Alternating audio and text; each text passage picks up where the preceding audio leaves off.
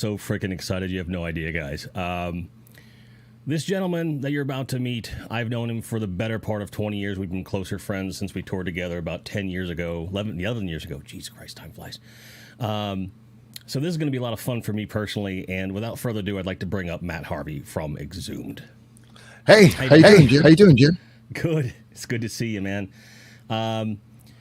So you may not remember this, but we first met in 2003 in Atlanta, Georgia.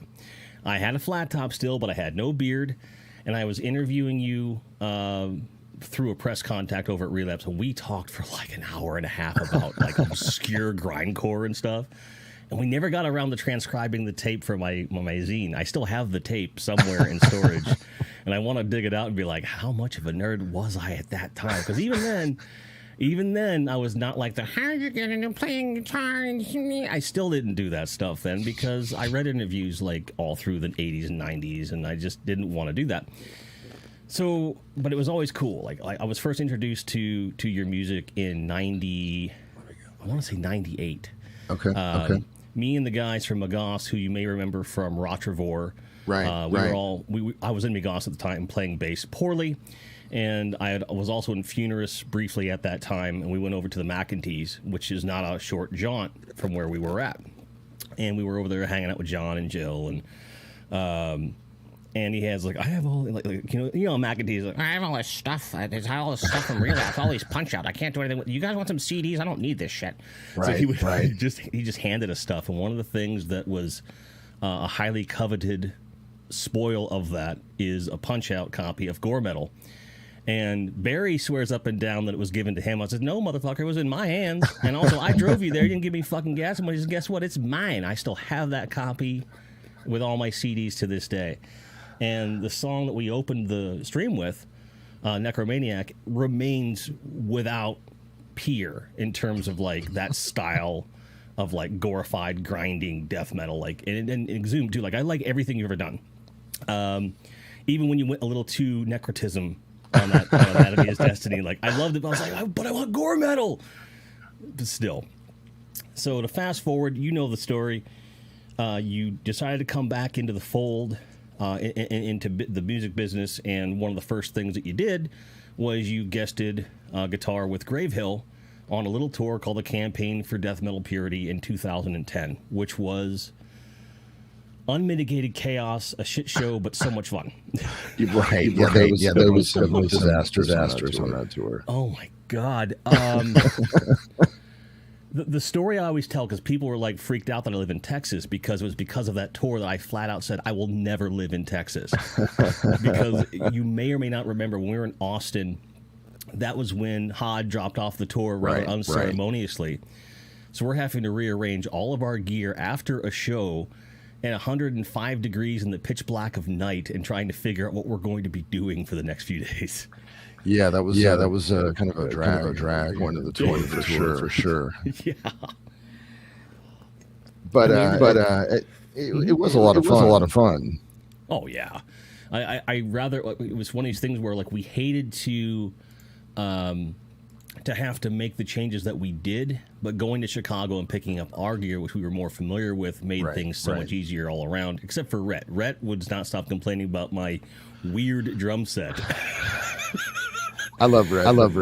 Rhett, he can't complain. He's a particular dude, and I understand that because I'm particular as well. I think that if roles were reversed, I'm like, I can't play on this Gene Hoglan kit, bro. I can't do this, because I had my issues with the Hod kit as well. And drummers in general, we're just too damn picky. Guitar players, it's like, give me 6 strings and a fart box, and we can go. Right, it's not a problem. I mean, the beauty of playing guitar is pretty much everything aside from the speaker fit in a guitar case. Yep, exactly. I always tell every drummer during stuff like, do not share kits, do not, because it's just a recipe for disaster.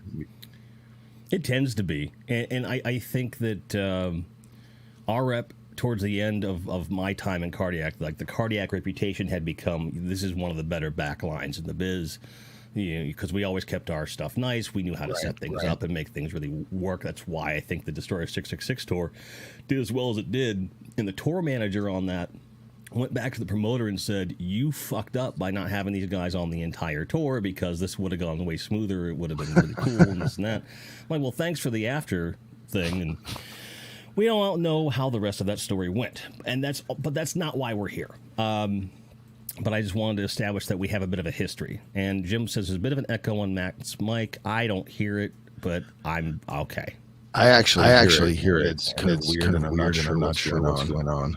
Let me check something. You don't have the speakers going also, right? Wait a minute. I think it might be me, actually. Hang on. They're on, but they shouldn't be doing anything. Let me see. Might be my ears. Hang on. Go ahead. I don't know if that helps. No, it seems to be the same. Okay, so it's not a bleed on my mic. So we'll take a second to get there. I want to get a few comments here. Jim Largo says, everything's better, Little Grindzilla. You're not wrong.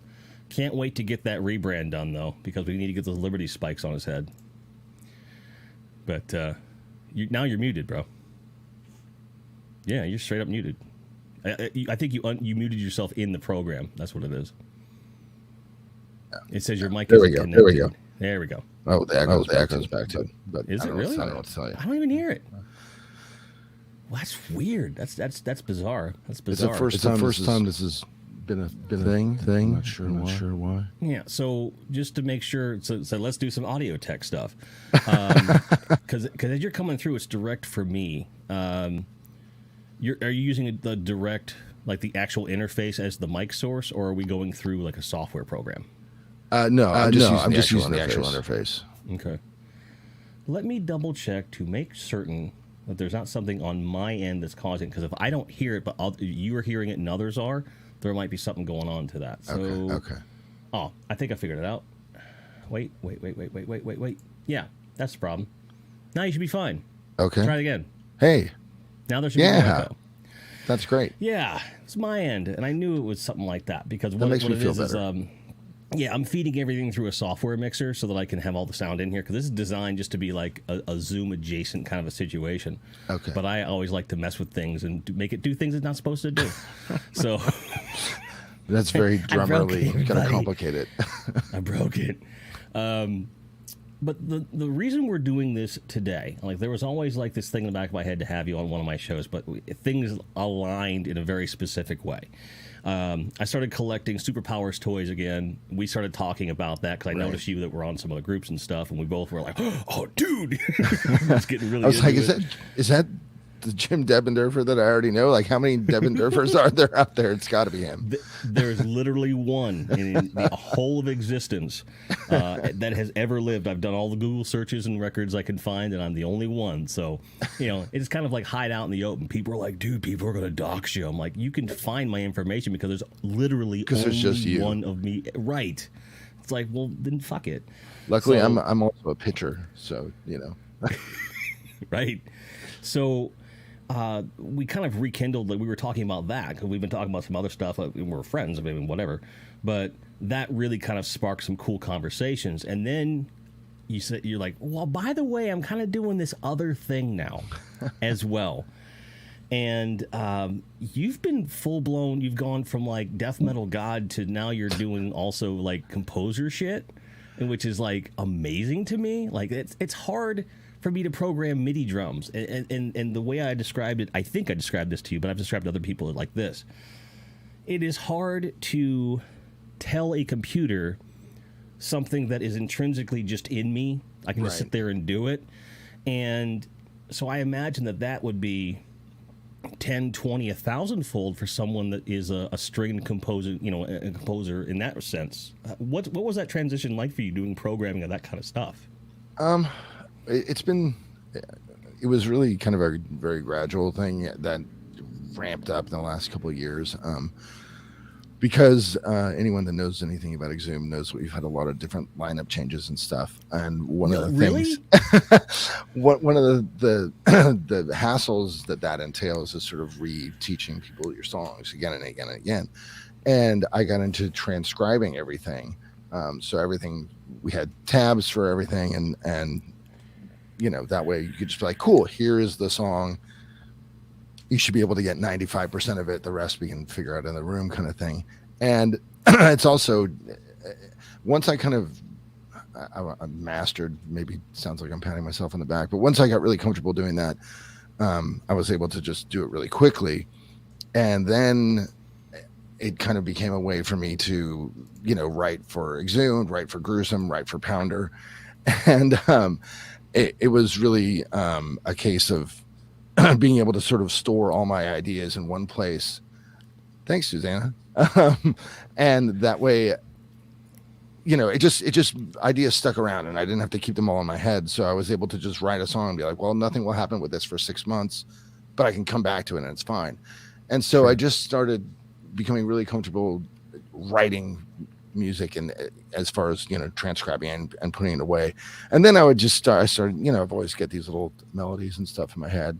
And so when we did Death Revenge, the idea was to make it feel like a movie with, some of the riffs getting adapted into these kind of like horror movie themes and such. And then my friend Matt Widener, who used to play bass for us way back when, also played in Cretin and County Medical Examiners and stuff. He helped me put together the cinematic tracks or orchestral tracks for that record. And I kind of opened my eyes like, wow, this is really neat. Like, holy shit. And so I became sort of interested in it because, he took a lot of stuff that I had kind of pieced together and then corrected it. And anyway, but then I also kind of got a glimpse into the process and the expense and all this stuff. And eventually we ended up building this studio where I'm sitting right now, where we recorded Horror in 2019. And, so I just had more access to recording equipment and that kind of stuff. And I just, having so much downtime, I haven't, been on tour now for a year and 9 months or whatever it is. I just kind of turned my attention to developing these themes and sort of learning this process of digital composition. And it was a huge, like, it went from like, oh, I've got these like neat ideas, this will be fun, to like, oh fuck, what did I get myself into? Like, I had to spend a bunch of money, and I just sat there kind of like beating my head against the wall and then watching YouTube videos like, how does this work? Why can't I just fade this cello down like it's supposed to fade and not just go meh? And anyway, so it was super painstaking, but it was really stimulating, it just was like a lot of stuff to learn. Just how does the orchestra work? What am I actually hearing?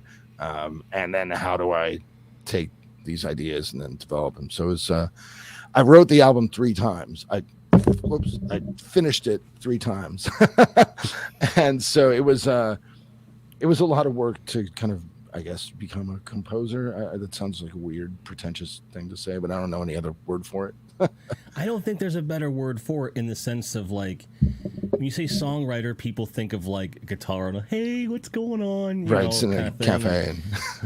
Right, not to mention the fact that when we talk about, metal writing, like, you're dealing with 3 or 4 versions of an instrument that all resonate in very much the same way, and it's a direct one-to-one comparison. Like, we're not talking about taking woodwinds and strings and then different versions of percussion and things that just on a sonic level occupy such odd overlapping spaces, because being an engineer and producer for metal, especially the extreme stuff, it just becomes a game of competing frequencies. Yes. You just got to figure out where things happen. Like, the weird stuff we used to have to do to make bass audible was insane. Like, by the time we finally nailed it on Haven, it took us, a demo and 2 albums to figure it out. But what we ended up having to do, and I think that this is one of those things where I think everyone else was already doing this, and we just figured it out of the blue by happenstance, where, because Dave would have this gigantic Trace Elliott stack with a GK and run it through like 3 distortions, which sounds awesome, but you can't get a lot of bite out of it. So what we were trying to do, we ended up running we ended up reamping a clean track from a stem and then bleeding that in ever so slightly just to get the attack out of it. But I was like, now he's going to want to know how to do this live, and I'm not going to be the one to figure it out for him. Yeah, that's a whole other can of worms you don't want to get into. Where you have to like run effects loops twice to put it back through the amp, and it's just like, Like, it shouldn't be this hard. But that's one instrument among 4 or 5 plus vocals. Versus what we're talking about here with composition, where you've got dozens of instruments doing different interplaying harmonies, and some things are together, some things are apart. So I don't think composer is pretentious, because it implies a certain level of skill that just songwriting in general does not need to have. So don't feel like you're like, I'm not. Yeah, I mean, I can't even read the staff or anything. So it's it just sounds. But no, but you're 100% right with metal. It is just competing frequencies, especially playing heavier death metal stuff at velocity, because you're doing a bunch of things that are sort of objectively stupid. Like, why would you tune your guitar down so it's occupying the same pitch range as the bass? Like. And the kick drums and the vocals. Right. It's just, and you end up doing, in order to sort of carve out those frequencies, you sort of end up doing some things that are counterintuitive. You need to back off the gain on the guitar. You need to, my motto is always, the lower I tune, the more mids I need in the guitar.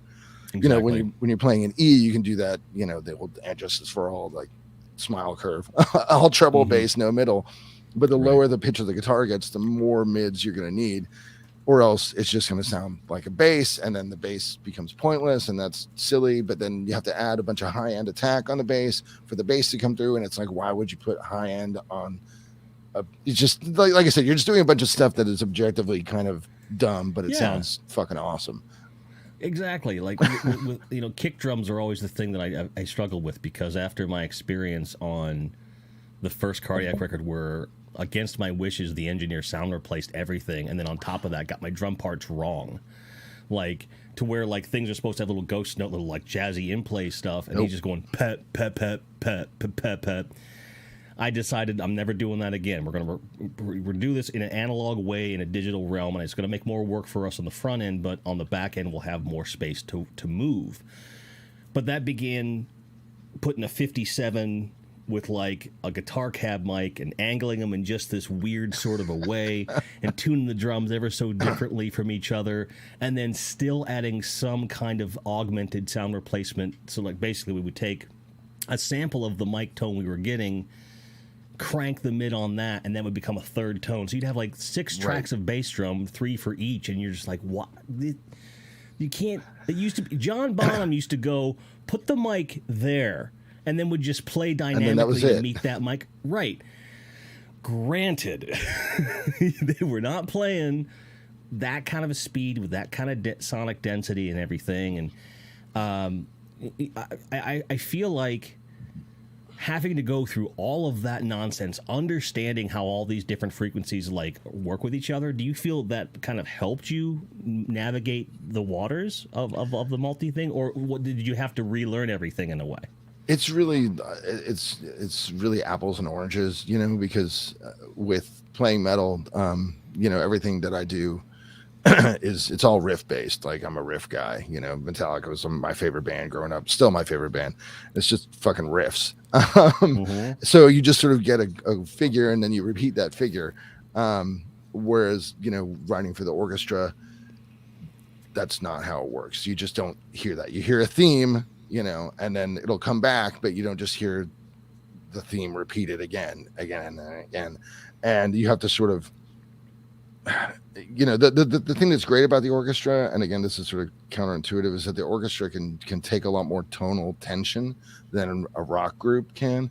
You can do things like just use notes that clash, that are horribly dissonant, that just sounds out of tune on a guitar. But if you put a bassoon playing one note over here, and then a trumpet playing the other dissonant note, it just sounds sort of alarming and gets your attention, So it's it really is like a completely kind of different discipline. But I think one of the appealing things to me about it is it's something I can just do by myself. I don't need anybody there. I don't have to have a drummer. I don't have to have a bass player, another vocalist, or whatever. I can just sit at my keyboard and just hammer it out, and listen to it again and again and again and again, and really just get kind of lost in my own little world.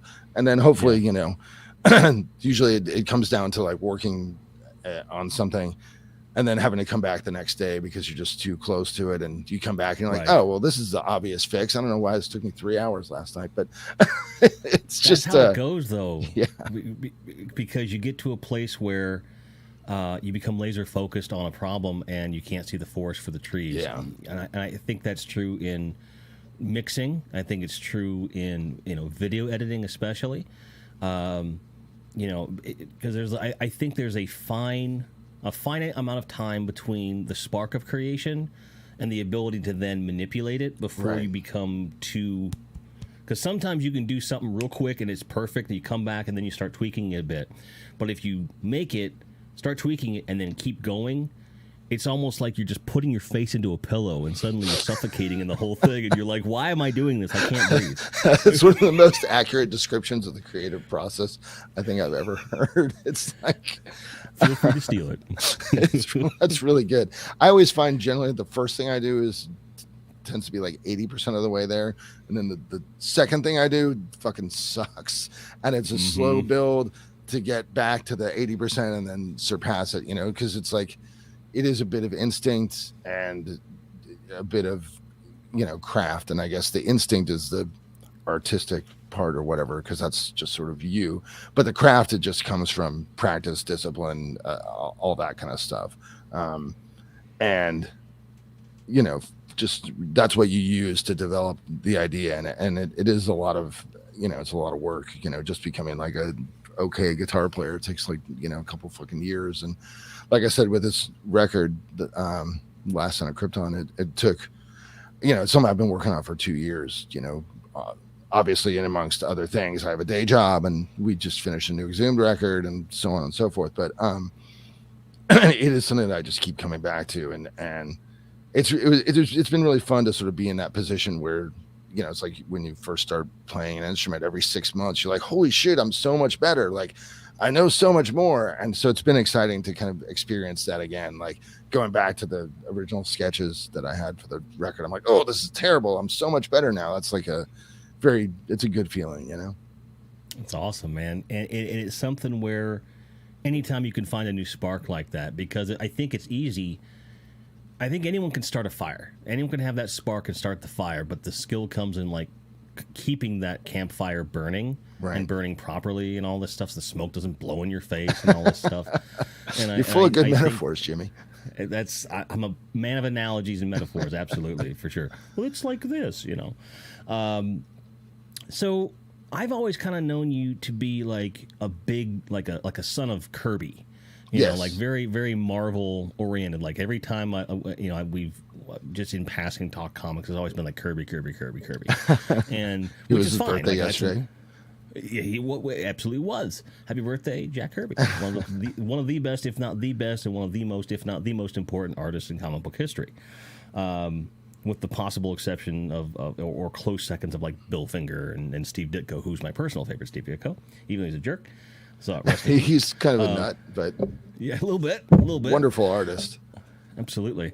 So I'm going to ask you a question. I'll give you some time to ruminate on it while I get to some comments. But essentially, I want to figure out like why Superman? Like, given all of the background that you have with Marvel and how you're clearly like a mark for that, like what made that kind of happen? But before we get that answer, teasing it, we're going to get some comments here. So can I grab a water while you do that? No, you can't. Yes, of course you can. Please, sir. Absolutely. May I be excused, teacher? Yes. I will bring Ozzy. I will bring that back up when he's on screen so he can see that.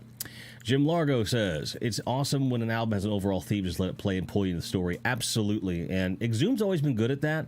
And so when I heard that Harv was doing this kind of a thing, it made a lot of sense to me that he would have like a thematic something or another, because he's always dabbled in that in metal. And so for me, it made perfect sense that he would do something thematic like this. Absolutely. So Matt, Ozzy Travis, wants to make sure he points out Travis. Yeah, good old Trav. Yeah, I've known him for 14 years now. When he was just a spry, I would say little, but he's always been a tall, like just a big bear of a wonderful human being. He's a full-size man for sure. Yeah, he's a big dude. I wouldn't want to cross him. That's for sure. Going back to some previous things like the pretentious thing. I thought that was funny. Joe DeBecky says, metal forever. I agree.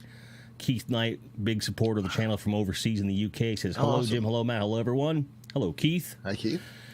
Surf, for once you've come into the stream, I didn't drop anything. That seems to be Surf's theme. I'll come in like yesterday on this. We did like a 4-hour stream of unboxing, like, and I'm not exaggerating, like 30 Masters of the Universe Origins things. Like, because I had them all in boxes, and I was like, I got to get rid of all this packaging. So for 4 hours, I'm just sitting here with a razor, like, I really liked that Kevin Smith Masters of the Universe show. Also, I just watched that a couple weeks ago. That's controversial as shit for you to say that, because in the toy community, they're like, oh, they're too I heard woke. That. Yeah, I didn't. To me, I just felt like, I wasn't a huge Masters of the Universe kid, but I just felt like we never really, because the cartoons were so infantile. Even when I was like 8 years old, I was like, this is like really infantile. And I was a very sophisticated kid. I was reading like Watchmen, like when I was like 11 when it came out. Right. So I thought it was really smart. But the cartoons, you didn't really learn anything about the world. It was just sort of like, well, Skeletor's at it again. And I felt like this is the first time, and maybe it's because I don't know that much about it, but for me, it was the first time where I kind of got some context on the whole thing.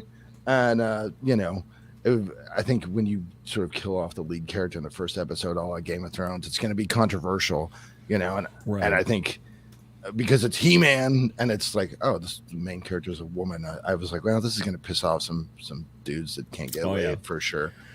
Yeah, but I think thought it was that's the interesting. biggest contingency. What I think is funny is that the people that are screaming the loudest about it, the original series had one particular episode that if you've seen that episode, you'll know exactly where this is going in the second half. And I don't want to spoil it for anyone who hasn't seen it, but I urge you to go back and watch. But Teela has some origins of her own that they just put out on Front Street. And if you have any cognitive ability at all, you can like, oh. So like they kind of took this one thing and expanded upon it for this whole other series. And, I'm going to use the same analogy or idea that the director from Jason Goes to Hell did when people were like giving him a big problem about how that movie was such a big departure. He says, well, if it's that big of a deal, there's 8 other movies that have that in it that you could watch over and over and over again. It's the same thing we deal with in music, right? Absolutely. Every time you write an album, they want the last one again because they've gotten used to it by this time. Right. And people aren't ready to tackle something new.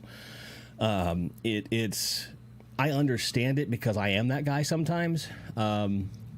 Basically, people are like, why do you like Napalm Death so much? I'm like, because they always come back eventually to what made them great and also expand upon it every single time. Like that newest Napalm was like... It was a masterpiece. It was so good.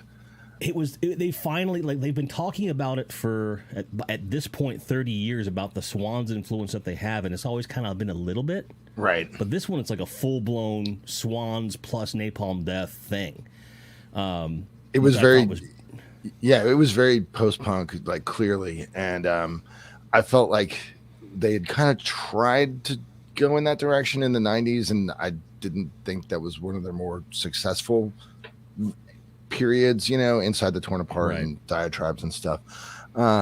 Those are albums that I more sort of respect than enjoy. But this one, I was like, you guys fucking nailed it. And it was amazing.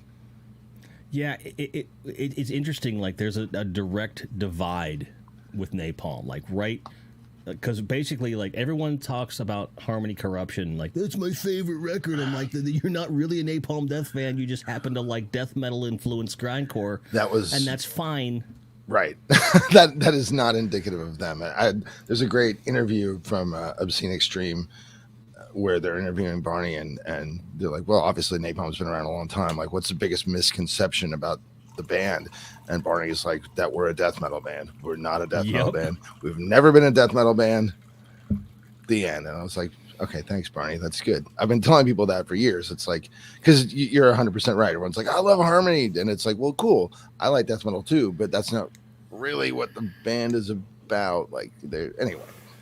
Right, but if you look at like a great comparison on that would be if you look at the Live Corruption video that they put out that also went on the DVD. You can go on YouTube now. I used to watch that every day after school. Sophomore year. I just every day. Just, like people always used to ask me like where the chicken wing came from, and I'm like, it's Mick Harris. Like it's totally Mick Harris. Yeah, where I would do the blast beat without here. Exactly. Yep. Now it started out doing the muscle thing that he would do, but then it just became that's how I get my hand placement and I got the leverage. And it just, I can't, and you would like watch me go, as the faster I go, the further the elbow goes out. And like I'm wondering, like if I start doing gravity blasts, am I going to dislocate my shoulder or something? I don't know. But, and then even Mickey, like at one point, somewhere around the time that Cardiac was getting bigger, he just came onto my Facebook page and was like, hey, thanks for, repping the elbow or something like that. And he was like really kind about it. It was, and I have screenshots of it. I was like, this is, he knows I exist. Right. It's like him and like Charlie Benante, like it's funny how live stuff influences you so much. SOD Live at Budokan and along with that Live Corruption and probably like Roger Taylor's stuff on like the Concert for Life and some of the other live videos that were around when we were growing up. Like those three drummers, those three styles really informed where I came from because Roger was always like a heavy hitter, but he never hit too hard. Really liked to dig into like a good crash ride, which is something I got. Charlie was like that too, but there was a finesse and like a certain economy to the way that he moves. And whereas Mick is all just like, give me it, let's go. He's just a human tornado, yeah. Oh, absolutely.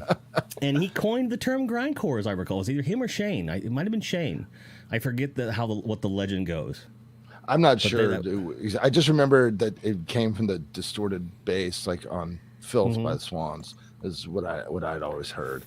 But right, it was a term that had some legs. It stuck around for a while. A little bit. I mean, someone called me grindhead the first time in 1995 because I was the only guy in Pittsburgh that liked grindcore that much. I would go nuts. And it stuck, and I've been using it ever since. And I'm not gonna back down from it because it's just probably it'll be on your tombstone. Probably. I mean, I'm gonna get cremated, but hey, let's have a tombstone and put grindhead on. I'm cool with it. Put it on your jar. I've been called worse. Right, on a jar. Put it on the urn. It's fine. Yeah, I'm okay with the jar too. But so we asked, why Superman? Right. Why Superman? Because I'm a comic. I'm a superhero guy in general, but I have always been a Marvel dude ever since I was a wee lad.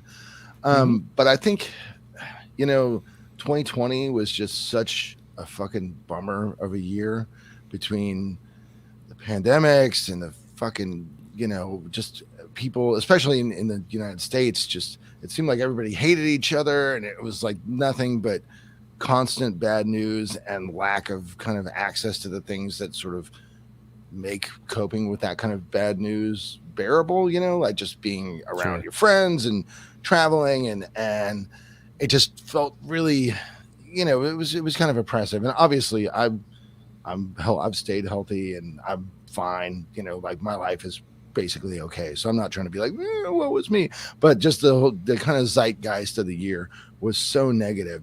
And I really wanted something that felt unironically positive and optimistic because that was personally what I needed emotionally, I guess. And to me, that's why I'm very frustrated with the Snyderverse and everything. For me, what I love about Superman is that there's no there's no trace of badness. And I'm so tired of what if Superman was bad? And it's like, okay, man, like Injustice was a good comic, but like really, like let's stop, because what the world doesn't need now is more like everything's bad, everything's corrupt. And I mean, I kind of take it like that's the perspective of Lex Luthor. He's very much like us. He's the guy saying like, it can't be good. He can't just be perfectly good. Like, fuck this guy. His whole thing is a lie. He says he's Superman. He's not even a fucking man. Like, we can't trust him. Somebody has to stop him. Somebody has to be the bad guy. I will be that guy. So I think that character to me is very relatable and almost sort of admirable. But in this case, he's wrong, because Superman really is just good. And, you know, obviously it's a fucking comic book. It's a story. Like, in real life, Lex Luthor's probably right, but it's not supposed to be real life. It's supposed to be an escape from real life into, you know, a world that you might want to live in, maybe a better world. Right. And, you know, so it's almost like there's a kind of a messianic kind of tinge to the character. I'm an atheist. So for me, it's a comforting fantasy to believe, like, oh, look, this all powerful, all good force. It's like, I know that's not real, but that's why we need the fucking comic, you know? And as much as I kind of love especially the music that Hans Zimmer did for Man of Steel is fucking beautiful. It's great, but it didn't really have that bold kind of optimism like the original John Williams theme. Which it totally fit the tone of the movie. I think it was, you know, it made sense. And I'm nobody to criticize Hans Zimmer. Hans Zimmer's amazing. I just felt like the whole movie, including the music, wasn't what I personally wanted from a Superman movie. So therefore I would just write my own music that I would have wanted, you know. And it's very much like when I started doing Exhumed, you know, and it was like 92, 93, and all of my favorite bands like Carcass, Napalm Death, Obituary, they were all changing their style. And I was like, well, that's not what I want. So therefore I will make my own band that does what I want, and then I will be happy, and I'll no longer have to get mad when Death changes their logo. And, like, you know, that won't ruin my week because I'll have my own band and I can control that. So that's sort of the impetus, you know. Which, of course, speaks, of course, you know, to gruesome and everything. And it's like, because people were like, this sounds too much like Death. I'm like, that's the point, you moron. Like, come on. It's been an interesting experience with that band because, I mean, I totally get if people are like, why would I ever need to listen to this? I already have the Death albums. I'm like, that's completely fair. But when they get mad about it, I'm like, we told you that, like, that's what we're trying to do. And it's like, you don't have to like it. It's on the like, ticket. Yeah. Right. And we tried to make it as brutally, transparent as possible, you know, from the beginning. And we also, it was a weird situation too, because obviously we're a tribute band. And so there's like a respect thing. And obviously Chuck's dead, or else none of this would make sense. If Chuck was still alive, it would be incredibly rude to do this. But we tried to make it clear, like by having James Murphy appear on track and by having Sean Reinert on a track and stuff, that was like, hey, the people that are associated with Death know about this. They're cool with it. Right. You know, and we even talked to Eric, who was Chuck's manager on and off, and he's kind of been in charge of the IP estate for Chuck. And he's also Relapse's lawyer. So it was a very easy kind of connection to make. I'd be like, is this okay? Like, and he was like, no, I think it's great. Like, okay, cool. So, you know, we tried to sort of cover our bases. And I also didn't think that the band was going to, right. Thanks, Travis. I also didn't think that the band was going to sort of take off the way that it did. I thought we would do a record and it would be sort of a curiosity, and like a handful of people would really like it, and then a smaller handful of people would really hate it, and then most people would just never know that it was a thing. Well, I mean, I think people just need that Bill Andrews backbeat, right? Like he's basically, like, he's that very close fourth for me. Like, just the way that he would handle, like, a skank beat. That no one else had that precision and power that felt like it was going to go off the rails, but you had trust that it was going to be fine. Like, it just like that. Pick any song off of Leprosy, like you know, like that whole thing, like that was like, it was perfect. It was never better. The only band that has iterated on that kind of backbeat since, to varying degrees of success, would be like Jungle Rot, because they're flying that flag pretty hard. And I've said multiple times in my career, I'm like, if there was ever a band that I'm friends with, that if they called me up, it would be like, yes, it would be Jungle Rot. Even though that, if you know anything about my output, that's like Like, you would do jungle rap? Really? You It would was think I would be bored. kind of slow for you, yeah, but A little bit. Well, okay. In a world where the last Cardiac record I did, Vortex of Violence, someone asked me like how I felt about that writing process, and I said I think that the writing process on Vortex of Violence, where I was concerned, was musically irresponsible.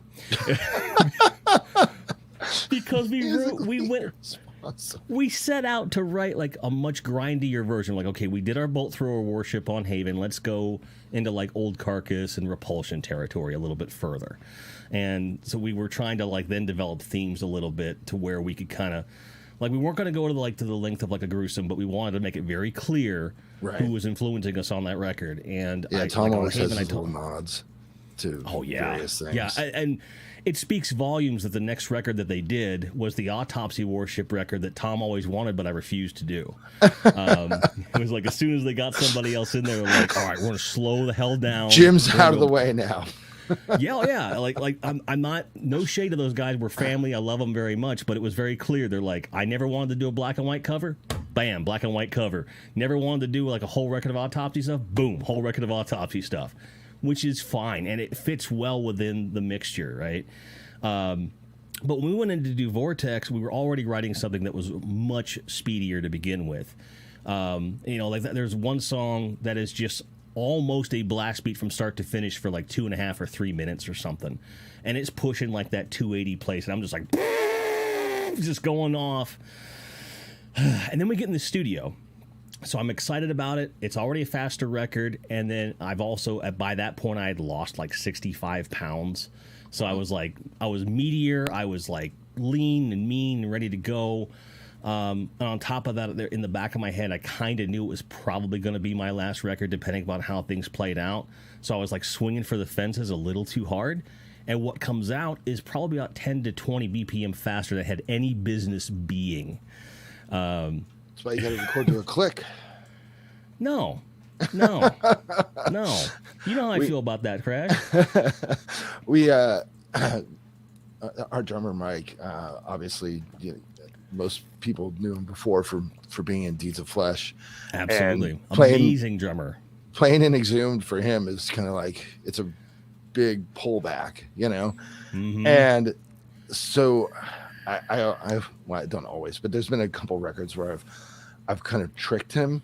I'd set all the tempos 10 BPM too slow, and he's like trying to play it in the studio, and he's like, "What the fuck? Like, this is impossible. Like, why would you make it this slow?" We're like, well, I guess we can put it to 10 BPM faster, and then it goes to the tempo that's supposed to be, and by that point, he's happier. Pulled back that he can just go and play something comfortably. Although on the new record, we do have a song I think that hits like 250. Nice. It's got that kind of, for you guys, that's pretty blazing.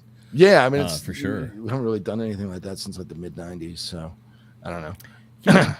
When you guys turn it up, and it could be any aspect of it, like it shows. I think Gore Metal was like a statement of intent. You guys already done a bunch of recordings by then, but when you got the chance to like shoot your shot, like it was really like, here's the kitchen sink of everything we have right now.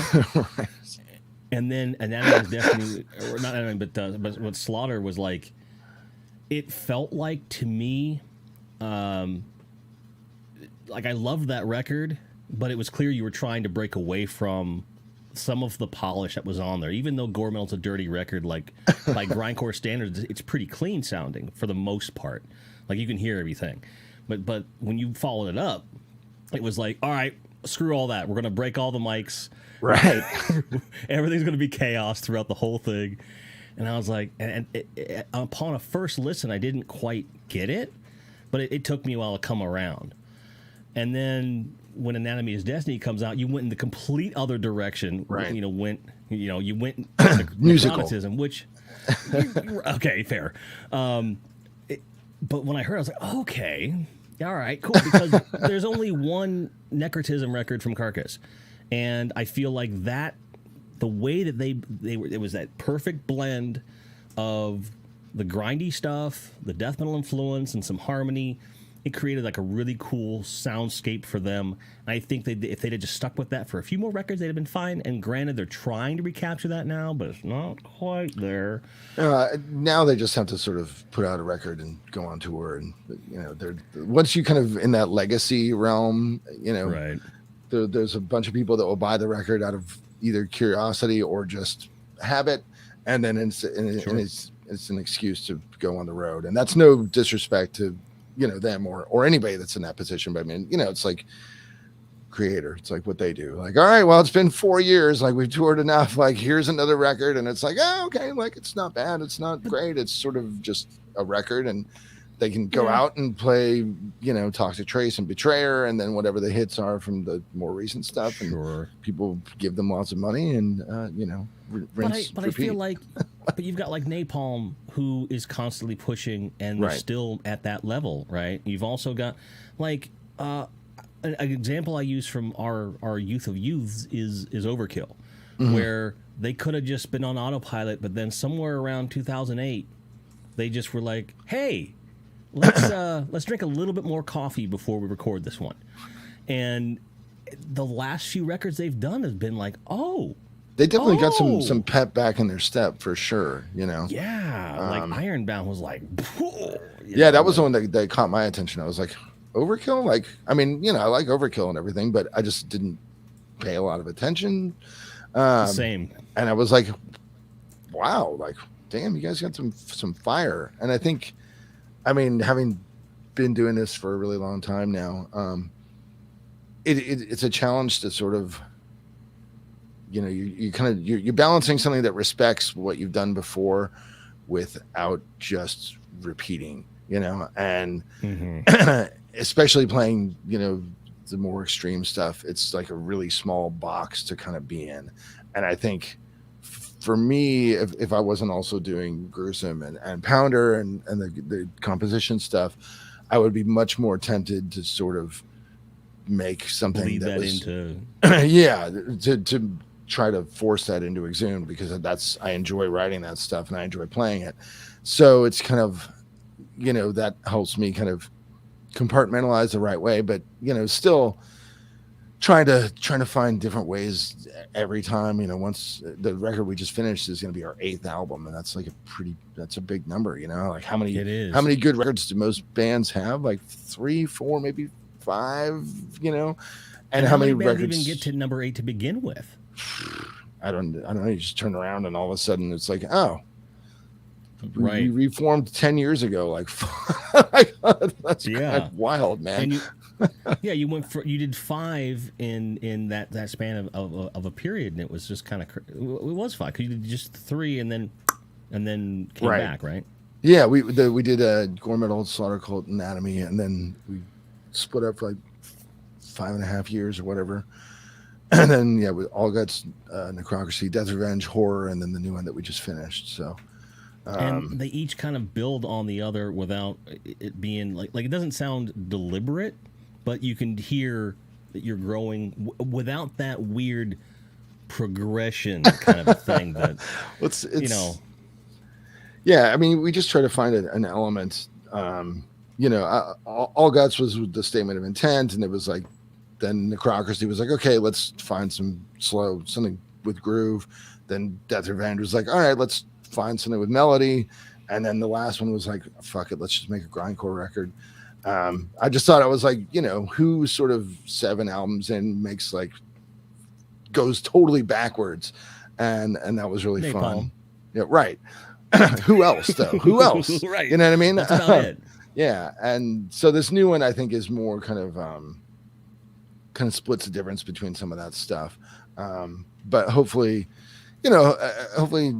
each time somebody has a reason to come back and check out the next record and be like, I wonder what this one's going to be all about. And right, some people were didn't really like Death Revenge that much, it's too melodic, I hope this is kind of a departure. And then some people didn't like Horror that much, this is just grindcore, then I'm a death metal guy, I hope this is just a departure. So I think that's a good sign, because you're if you're not pissing some people off, then you're probably just being too safe. You have to divide the camp somewhere. There was a lot of people because we even dealt with that because we did like 4 records in 5 years, which is like that's like 70s rock band speed, you know. Well, and it was this thing where we kind of got lucky, where we had always had lead up time before a record. We just kind of fell into a groove where the songs were ready and we were just rehearsing them and doing them, everything else.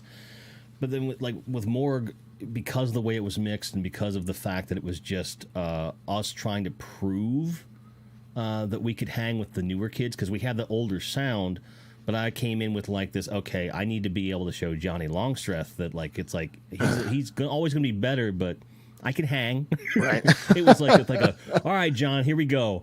And so we just went full like blast attack, and then we got to pull back when we got the other 2 guys in, and then you kind of blended the 2 on the third, and then the fourth one we've already talked about. But each time there were people who were like, I really like this. Like Haven was the one that hooked everybody in for various and obvious reasons. They would go back and be like, sometimes they would go back to more first and be like, how is this the same fucking band? You know, because you have like Into the Wood Chipper, which is like a total Mortician ripoff, which is great because Will was the one that put out that record. I was like, by the way, I hope you don't get mad at me because like I totally ripped you off with this song. And he's like, oh no, bro, it's fine. You know, I said, sometimes you gotta do that. You know. I love Will, and every time I think about him, it's just like, I got your demo. It's fucking sick. Like, I swear to God, I probably heard him say that sentence. Not like we toured with Mortician, and we used to play a bunch of shows with him in the early 2000s. But it's not like, you know, I've hung out with him that much. But I swear to God, I've heard him say that sentence like, oh God, 40 to 50. And in every case, it's completely true. You know what I mean? Like the guy, he's got like every demo. And he knows like about every band. You're like, oh, I just heard this blah, blah, blah. It's, oh, yeah, they got like fucking 4 demos, man. The third one's fucking sick. Okay. Yeah, and that's, you know, and he's a man of very few words, but they're often, I got your demo. It's fucking sick. It's great. Every time I see him, he gets quieter. Right? Like he just does that gangster whisper thing. Like, yep. Yeah, it's really... That's a really good album, dude. It's good. And you gotta like, lean in close, like, hey. Right. and he was like, but I respect the shit out of the guy. I love him to death. Will, if by some chance you're watching, you love your stuff, man. Nothing but love for Will. No, absolutely. And Mortician and Roger and all those guys. Oh God, Roger's amazing too. We went up to we did that New Jersey Fest up in Clifton. We did it a couple years in a row. And the second year we did it, which would have been 2010, he was up there. He had like his little Red Rum booth and the whole thing. And I don't know if you're the same way, but when I do fests, if I'm not back at the hotel and I'm at the thing, I don't like being in the room unless it's a band I really, really, really, really, really want to see. And at Clifton, the way they did this, they had the place has 2 bars and they're across the street from each other. Okay. And so like the one, you've got your music and like the main like debauchery, and then the one across the street, that's kind of where you have like the food for the bands. You've got some merch tables set up and stuff like that. So I was always over there and I would just hang with Will because everyone else was leaving me and I didn't have anyone else that I knew there. So for like 3 days it was just Will Wurmer in my ear and stuff. And I remember him, it was funny because the demo thing, because he was like, you know, I fucking heard, you know, you did a demo back in 2005 before I signed you, and I had a copy, but I lost it. Can I get another one? And I was like, I don't have those. I'll burn one for you. And he was like, nah, cause that was sick, dude. You took what they did on the EP and you sped it up, bro. It was grinding. And it was like that was the idea, because the first EP was like, bum bum bum bum bum bum bum bum bum bum bum bum bum bum bum bum baka daka daka daka daka. And I was like, man, these need to go somewhere. Like that's too slow. So the demo was like ba ba ba ba ba ba ba ba ba ba ba ba ba ba ba ba, and people were like, what? You know. So, but it was always fun, like to hear that from that guy. Right. You know, one of the people in metal that kind of like did this weird middle finger to the whole scene by doing like, we're just gonna go lower than anybody else, faster than anybody else at the time, with a drum machine with no apologies. You know, because I remember when they made that transition, and some people were like complaining about it, like, oh, it just doesn't sound human. I was like, it's Mortician. Like, they never sounded human, and this is just No. less human. And I mean, personally, I'll always love the stuff with Matt Sitcher because that's what I heard first.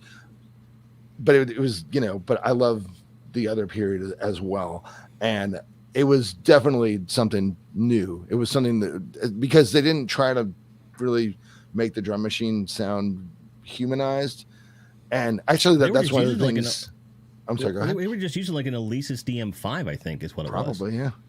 Yeah, and it has that very duka thing going for it.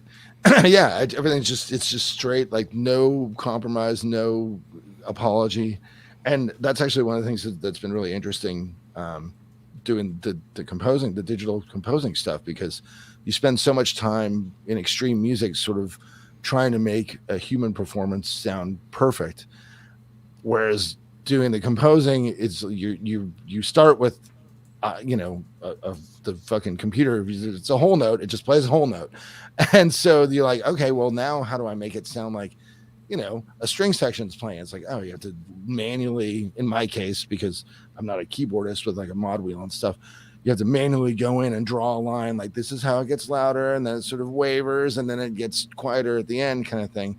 And so you're spending all this time kind of making a perfect performance sound human. And it's the exact opposite in metal. You're like, oh, that kick drum's out of place. Oh shit, we gotta move that over there onto the grid. Like, okay. It's fucking wild. It's crazy. And I listened to the record as soon as I had the opportunity to do so, and I love it. Oh, and nice. It kind of reminded me of like, what if they did a Superman reboot and Dick Donner was able to do it before he died? Right. It gave me kind of that vibe of like just enough Williams, just enough Zimmer, just enough contemporary, harkens back to the old stuff, and I really, really dug it. So if you're a fan of the John Williams stuff from Superman, you need to check this damn record out. It's just fun. Thanks. And I think it has an interesting place in music, in as much as it doesn't have a movie attached to it, but it is so cinematic. So one of the things that I think people could use it for is for those of us that collect toys and have like dioramas and stuff. Like that is like perfect background for like posing your figures and trying to get like a certain vibe and stuff. I was thinking, our bass player in Exhumed, Ross, and I and our original drummer Cole, we played the TSR Marvel Superheroes role-playing game system all through high school, high school. And I was just thinking like this would be perfect for like your tabletop gaming session. Like, oh shit, okay, so here comes this guy. Like, fuck, here's the music, kind of thing. Because I had a thought. I'm like, what is the target market of this? Like, because obviously it has nothing to do with metal, has nothing to do with death metal. It's not only a completely different genre, but it's a completely different kind of emotion. Right? And I was like, are people that like anything that I've ever done, like, who out of them is going to think like, oh, I'm curious to hear like an optimistic Superman theme from the guy in the death metal band?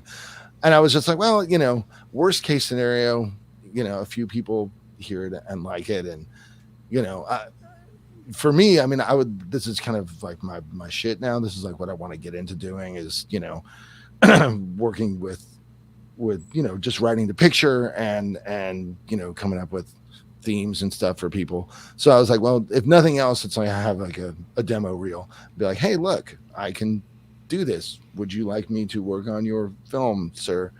So I have no idea how that can happen, but I'm cautiously optimistic. So well, I think it can totally happen in as much as like you've got certainly, Jim Largo.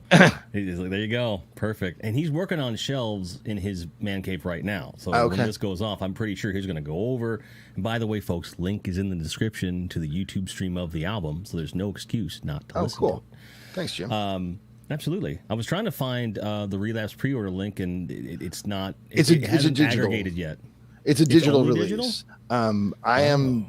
I'm doing a small run of Digipack CDs that are available at on the Bandcamp page, on my Bandcamp page, and at our main U.S. web store for where you can get Exhumed shit and gruesome stuff and whatever. Well, I know what I'm buying tomorrow stuff. morning with coffee because I have to have one. Damn All it! right. I think it ships. It's going to ship. I think September.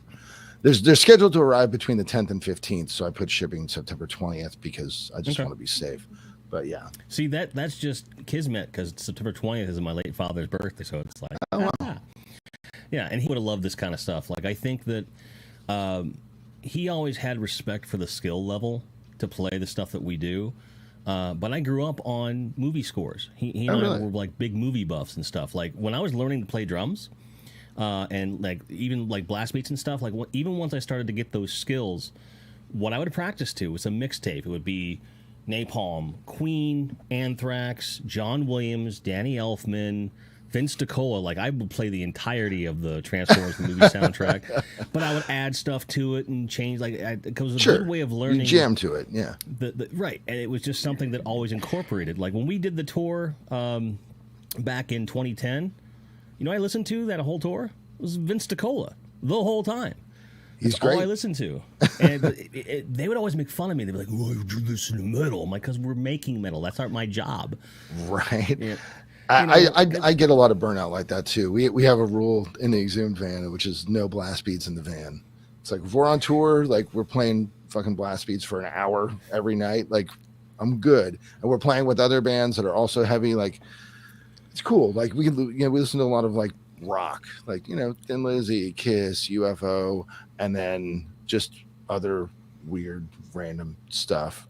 We would just turn on the satellite radio to stand-up comedy and just shut up and listen and laugh. Right. Because it was something where we didn't have to interact with each other. No one had to have a headache.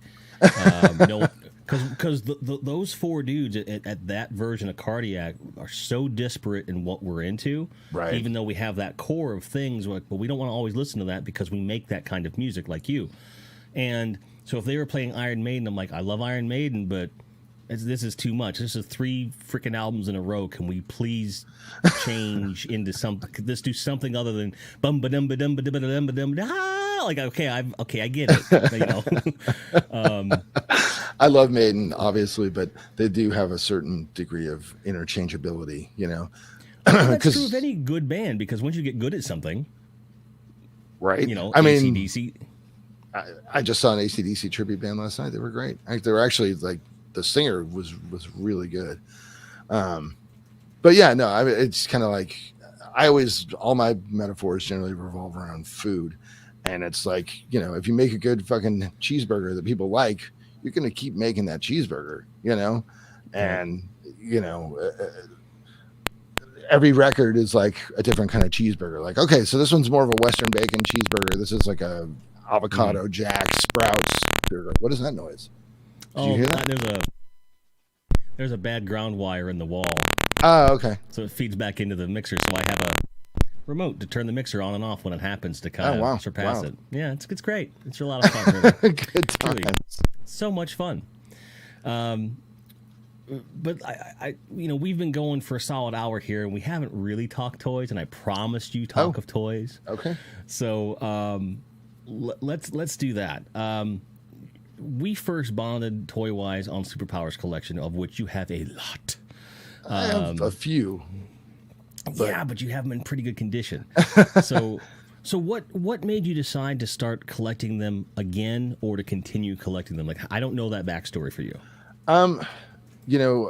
When I was a little kid, it was kind of a dearth of superhero toys around like 80, 81 when I would have been like 5 or 6. Had like the Remco Energized Spider-Man, and they're phasing out the Mego figures, the world's greatest superheroes line. That was like when I was really little. And they were doing these really shitty, the Pocket Superheroes line by Mego. Yeah, they were terrible sculpts, terrible paint, just everything sucked. Zero paint. It was just all molded plastic, as I recall, with like a little, they just painted on the eyes in some cases, and like with Spider-Man, it was just all red. Yeah, they were pieces of shit. And so it wasn't until, the mid 80s, I guess Superpowers was what, 84, 85 maybe? 84 on the dot, yes, sir. Okay.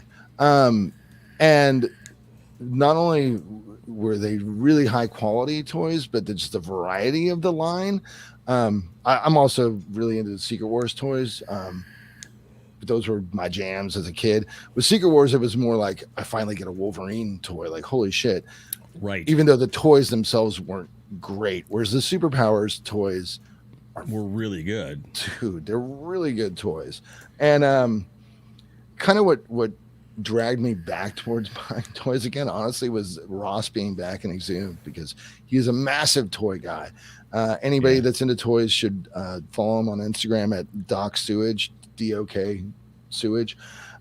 He does these fucking out of this world G.I. Joe dioramas and setups and stuff that are funny, and they're really well done. And you know, he's got an art degree, so he's got a good eye for like composition and stuff. Like it's objectively really, really good stuff that I think is on the level of any of the toy guys that I follow on Instagram.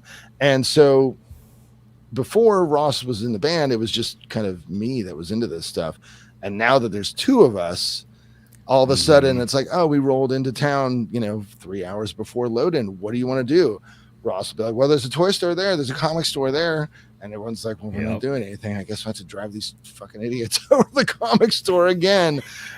And, you know, so having a buddy around to go, and like he just found me like a kind of, the paint job's kind of bad, but he found me a Secret Wars Daredevil a couple months ago. And he's like, do you want this? G.I. Sewage. G.I. Sewage. And I was like, well, I don't know, man. He's like, come on, dude, it's $15. And I was like, okay, all right. Just grab me the Daredevil, man. Come on. And so that coupled with the fact that now that we have the studio, I'm sitting here in the control room, and then out there we have our screen printing shop, and then we have the live room where we rehearse when that's a thing. And we have some storage, but I finally have an area to sort of set up a couple things. Right.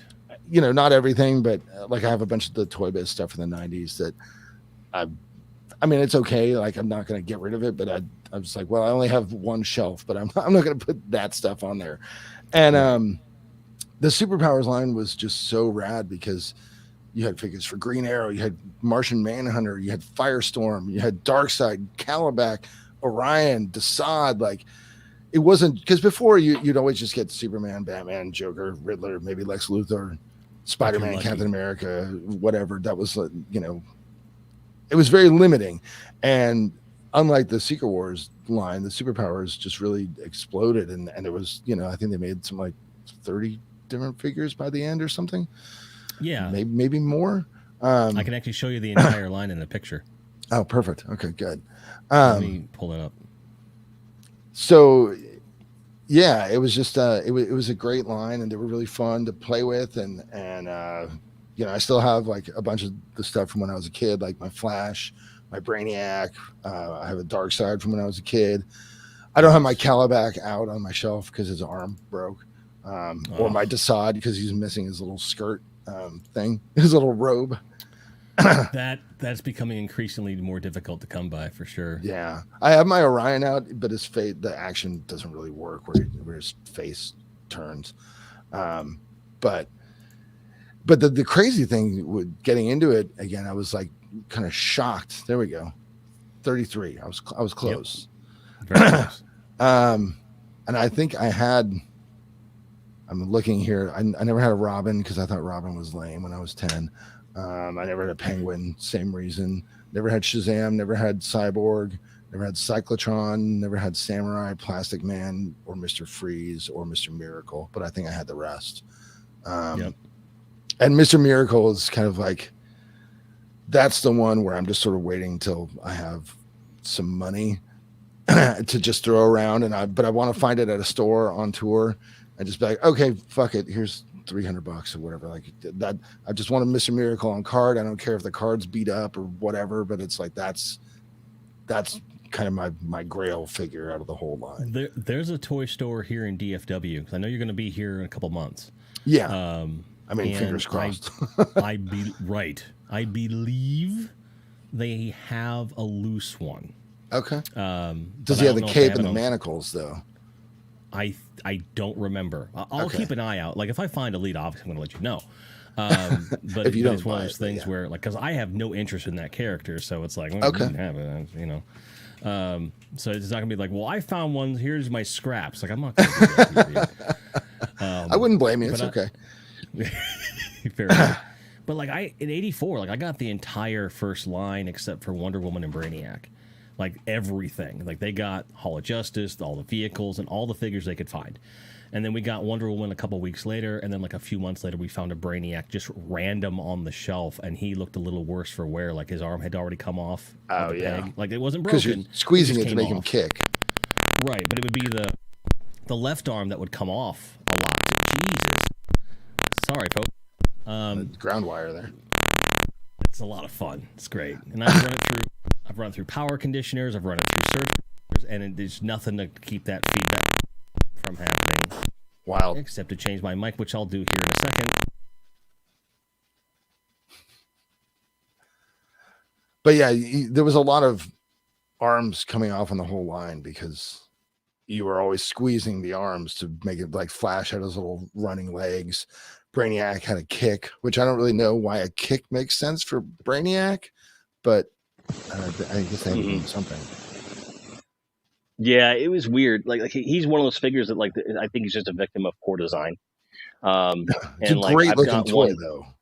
Yeah, exactly. And it's one where I have one, but the peg is snapped off, which actually is an advantage from a fixing standpoint. So you can drill into both things, glue in like a Lego piece, and now you've got something that'll never have a problem. Like I have a friend of the channel, his name is Toy Polloy, which that's a YouTube channel you can get lost in because all he does is fix toys, and he has like this very calm but exuberant British accent, and he's just like, okay, for this toy here, love him, and it's kind of like it basically C-3PO if he wasn't annoying and had a lot of knowledge. Oh, okay.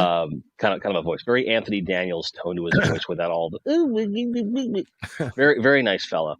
And if all goes to plan, I'm going to end up sending him my my Brainiac, and I'm anxious to see how he does it, but I'm pretty sure it's going to be his little Lego fix that he always does, Right. which is fine because it'll work. But anyway, so I had all that stuff, and then like going through the second series, I ended up with like Darkseid, and I did the mail away for Steppenwolf, and I happened across a Plastic Man out of nowhere, got the Destroyer, but that was about as far as I went at that point. And it was a lot of it came down to availability, and then also other toy lines were coming into my purvey, whether it was Air Raiders or whatever the hell it was at the time. Like I really got into those for no apparent reason, but they were just smart, cool little toys, which depending upon where you go, they're either insanely cheap or ridiculously expensive, and I don't understand that disparity. Like most of your toy lines occupy like this kind of a circle where they kind of the values kind of cross over. But you know, because I'm never once I collect something, whether it's CDs, movies, toys, video games, which I have a ton of too, I'm always like I'm enamored a little bit with the idea that the values rise, but I'm not selling them. Like I'm not getting rid of this trash. Like the only stuff I get rid of is stuff I have doubles of, and even then, not always. Yeah, I think about that too. I'm like, oh, this is worth so much money. I'm like, who cares? Like, I'm not gonna sell it. But you get stoked being like, I got this thing. It's worth money. It's like, yeah, I got a carded Darkseid on tour a couple of years ago, and it was only like, I think I only paid like $50 for it or something. So it just seems like Superpowers has gotten really expensive since the pandemic, which is kind of a drag. And I also got a carded Secret Wars Kang, which I guess might be pretty smart considering I still have my loose Kang from when I was a kid, considering that the whole next MCU thing, he's like the big villain. So I didn't buy it because of that. I was just like, oh, look, it's Kang, like cool. And I got a Dr. Octopus on card too. That's a great toy. That was the best toy. And I remember he was easy to break though, because the pegs that held in those arms, like why they didn't just like mold those in further, like that those arms should have gone like halfway through his torso and then the peg, or they should have just did one long piece and then you snap the torso together in the factory. You know what I mean? Like, yeah, that's true. But I mean, I'm not a toy designer, but the Secret Wars line, they all have the same fucking body. Like clearly, like nobody really gave too much of a shit at Mattel. They're like, all right, good enough, cool. I guess Dr. Doom is a guy, like whatever. Right. But with the superpowers too is really exciting because I was a Marvel guy, like anything, John Byrne, Chris Claremont, Roger Stern, John Romita Jr., anything those guys did, I was reading, and then when they did Crisis on Infinite Earths, and then they Byrne relaunched Batman, and Byrne relaunched Superman, and Frank Miller relaunched Batman, and Marv Wolfman and George Perez were doing Teen Titans. That was kind of when I really got interested in the comics, because I loved, growing up on. Cheers, Jim. I was stoked on the Superman movies, but I never really bought Superman comics, same thing with Batman. I don't think I ever really bought Batman comics until year one and Dark Knight. So, the line was coming out at the same time DC was doing this big relaunch, and it was, it was just a really good marketing synergy, I guess. It just linked up. Yeah. And the Superpowers cartoon was definitely a step in the right direction, because a lot of the Super Friends stuff, I liked it because it was just cool to see superheroes on TV. But aside from the challenge of the Super Friends season, the shows they were too infantile. Like I said, I thought I was a very sophisticated kid, but. and the toys even kind of had a sophistication to them that the show lacked. The whole tagline of the advertisements that you are going to use your imagination to tell the story, you decide. Yes. And so I think that if that's where you're coming from, where you really want your fan base to kind of create their own stories, which is, it speaks so much to a child of the 70s and the 80s, where how many of us went on to do music and film and art or all of those things in cases like you and I, where it's something like I'm just going to do everything. You don't see that as much from people of later generations. But I think that a lot of that came from, honestly, the toys and the comics that we grew up on, because it seemed to encourage that. It's funny that you say that, because my mom told me years ago, she was like, before you got into music, I always thought if you're going to do something creative, you're going to be like a film director, because you'd be out there with all your toys and you get everything set up. And then you'd be like, well, this character's doing this and this character's doing that. And then this is going to happen, and so on and so forth. And you're playing out all these scenes and you're doing all the voices. I would be out there for hours. And I thought that was kind of a interesting observation on her part. Obviously I didn't become a film director, but but it was really, with toys, it's a way to live in that world. And now video games do kind of a much better job of it, but this is speaking as a 45-year-old man with no children, so I could be completely out of bounds here, but to me it seems like the world is more determined for you, and you're doing less of the shaping of the world. Whereas with toys, anything goes. I used to one of my favorite plot lines would be the villains would sneak attack the heroes and kill half of them. And then the heroes would be this ragtag band of rebels and pick off the bad guys one by one. And then at the end, it would come down to whoever my two favorite toys were. A lot of times it was Wolverine and Hobgoblin. And then sometimes the Hobgoblin would win and he would just fly over everyone's dead bodies, laughing. I was like, that's pretty dark for a 9-year-old, dude. Wow, I probably needed therapy. But, you would just make up these storylines and stuff.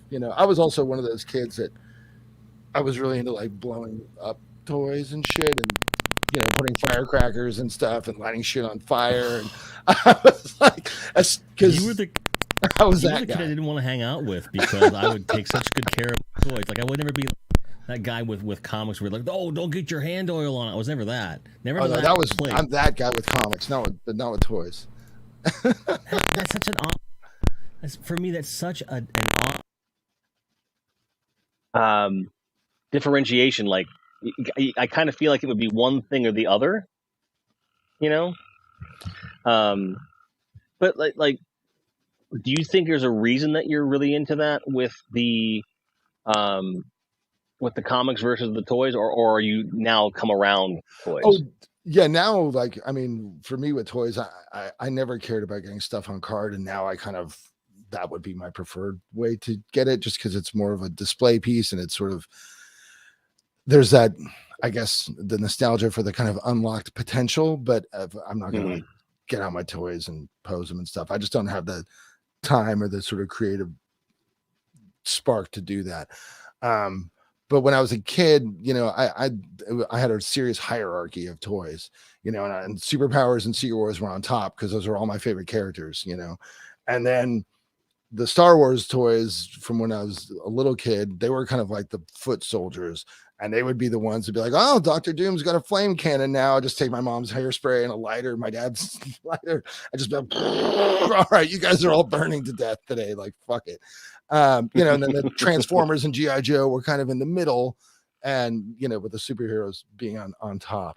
I just wanted, you know, it was about kind of a way to just inhabit that world and live in it, which is, you know, it's really appealing to a kid because, you know, you're sort of locked out of the real world. You know, you can't do the things that adults can do, and there's always tension between kids and parents, and you're not allowed to do this, and you can't go here, and you can't do this, and so you're able to create this imaginary world where you're in control of everything. You know, like the whole marketing for the He-Man thing was like, the kids want to be like, I have the power. And that was their like, right. If we work in that phrase, like, kids are going to fucking buy this shit like crazy, because that's what little kids don't have. They don't have the power. So in that world, you're like, you know, you're basically God. You're controlling everyone's fate. And, you know, that's something that I think kids need, you know, because it is tough to be in a world where you're not allowed to do stuff, you know. But of course the joke's on us, because then you become an adult and you're like, well, I still can't do shit. Like, fuck. I thought I had all the power, and it's like, yeah, I gotta go to work, I gotta do this, I gotta do that. Like, after, but now I have money, I'm gonna buy toys and have the fantasy anyway. Exactly. And so, and I think, you know, there's you know, that naivete, we all sort of miss that as adults, and it's healthy to cherish that and celebrate it. And if you want to do it by fucking buying a bunch of toys and take pictures of them and put them on Instagram, that's great, you know. Fuck yeah, that's pretty, as far as outlets go, that's pretty healthy, you know. Yes, and if you're buying modern toys, open them as you get them. Don't do what I did, because my wrist was so sore yesterday. I'm just sitting there just and I did a video last night because someone, Kieran Ball, one of our supporters here, he got the idea at the end of the stream. He says, you know, there's a lot of people that are really anti-unboxing, even for modern toys. Like, they cringe at it, right? Like they'll go on like attack sprees on people that open toys on video and stuff. Like, they get really bent out of shape. And I kind of go, like, imagine that with any other item. Like, what if you bought a guitar and you're like, don't take it out of the box. Never take it out of the case. Yeah. Right. Or like, I bought a Blu-ray, don't take it out of the wrapping, and it's like, how am I going to watch it exactly? You know, like, it just depends. It's insane. You know, I think it's weird that people would get mad at other people. That to me, because for me, like, I got the whole the retro legends line, and they're all right up there. Just off camera, that Marvel just did, and I just left them all in the packaging, because I think the packaging looks nice, and that's part of that's part of it. And I'm just, like I said, also, I'm not going to set up a diorama or whatever, so I'm just like, oh, this is a nice display just here, but I would never be like, why are you taking that out of the box? Like, why aren't you? Right, because that's weird. It's like, it's my property, I'll do what I want with it, number one. Absolutely. And if it's a retro toy, if it's something from back in the day, and I open it, I just help yours gain value, so get off me. Right. Totally. Like, I just literally and directly increase the rarity of what you have, so shut the hell up. And it's interesting you mentioned the Legends retro line, the 3 3/4, right? Because I do think that in the package is really where those in particular belong, because they're not much worth as a movable toy. It's a little too Kenner for my taste. That's what Ross said, because he has them, and he's like, yeah, I like the Human Torch, like, broke like right away, and he's like, they're not superposable, and I was like, okay, well, cool, then you're making me feel like I'm doing the right thing, you know. But compare that to, hang on, wait for it, And I picked this specifically because you were going to be on the show. Nice. Oh, A good old-fashioned Thanos, like classic Infinity Gauntlet design. And this is in scale with all the other figures. He's ginormous. He's beautiful. As he should Have be. you given any thought to like the 6-inch Marvel Legends line? You know, I've seen him for years, and I think if Ross had been playing in Exhumed all that time, I probably would have most of them. But now, trying to get into them retroactively, I feel like I'm so behind that I almost don't want to start because it's just opening up a huge can of worms. So my thinking right now is I want to sort of just fill out the superpowers and Secret Wars. I'm not big on vehicles and play sets. I'm not really worried about those. But I just would like to, you know, like my old Baron Zemo that I had from when I was a kid, I would like to just get one with a belt. It's like, cool. Right. I would be happy with loose with the belt, that kind of stuff. And I just want to sort of keep my focus there because it's, you know, once you start to go down that slippery slope. Right. You know, and it's just it's a huge financial commitment, and I got comics, I got fucking guitars, I got records and toys, and it's just like, oh my god, dude. I mean, I hear you, but I have Exhibit B. This is just temptation here. Like, join the dark side. Come. We have all the good toys. I know you're a bit of a Fantastic Four guy too. I love the Fantastic Four. I have a bunch of the ones from the 90s loose. I don't have any on card. That's a nice Doom figure though. I really like the detail on this little collar there. Yeah, awesome.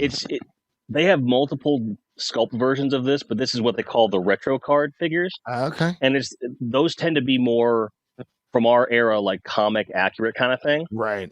And they just released for pre-order old school FF. So you've got all 4 of the Fantastic Four. The Thing is amazing looking, and that's crucial. Not only do they have there's a lot of bad Thing toys out there. Oh God!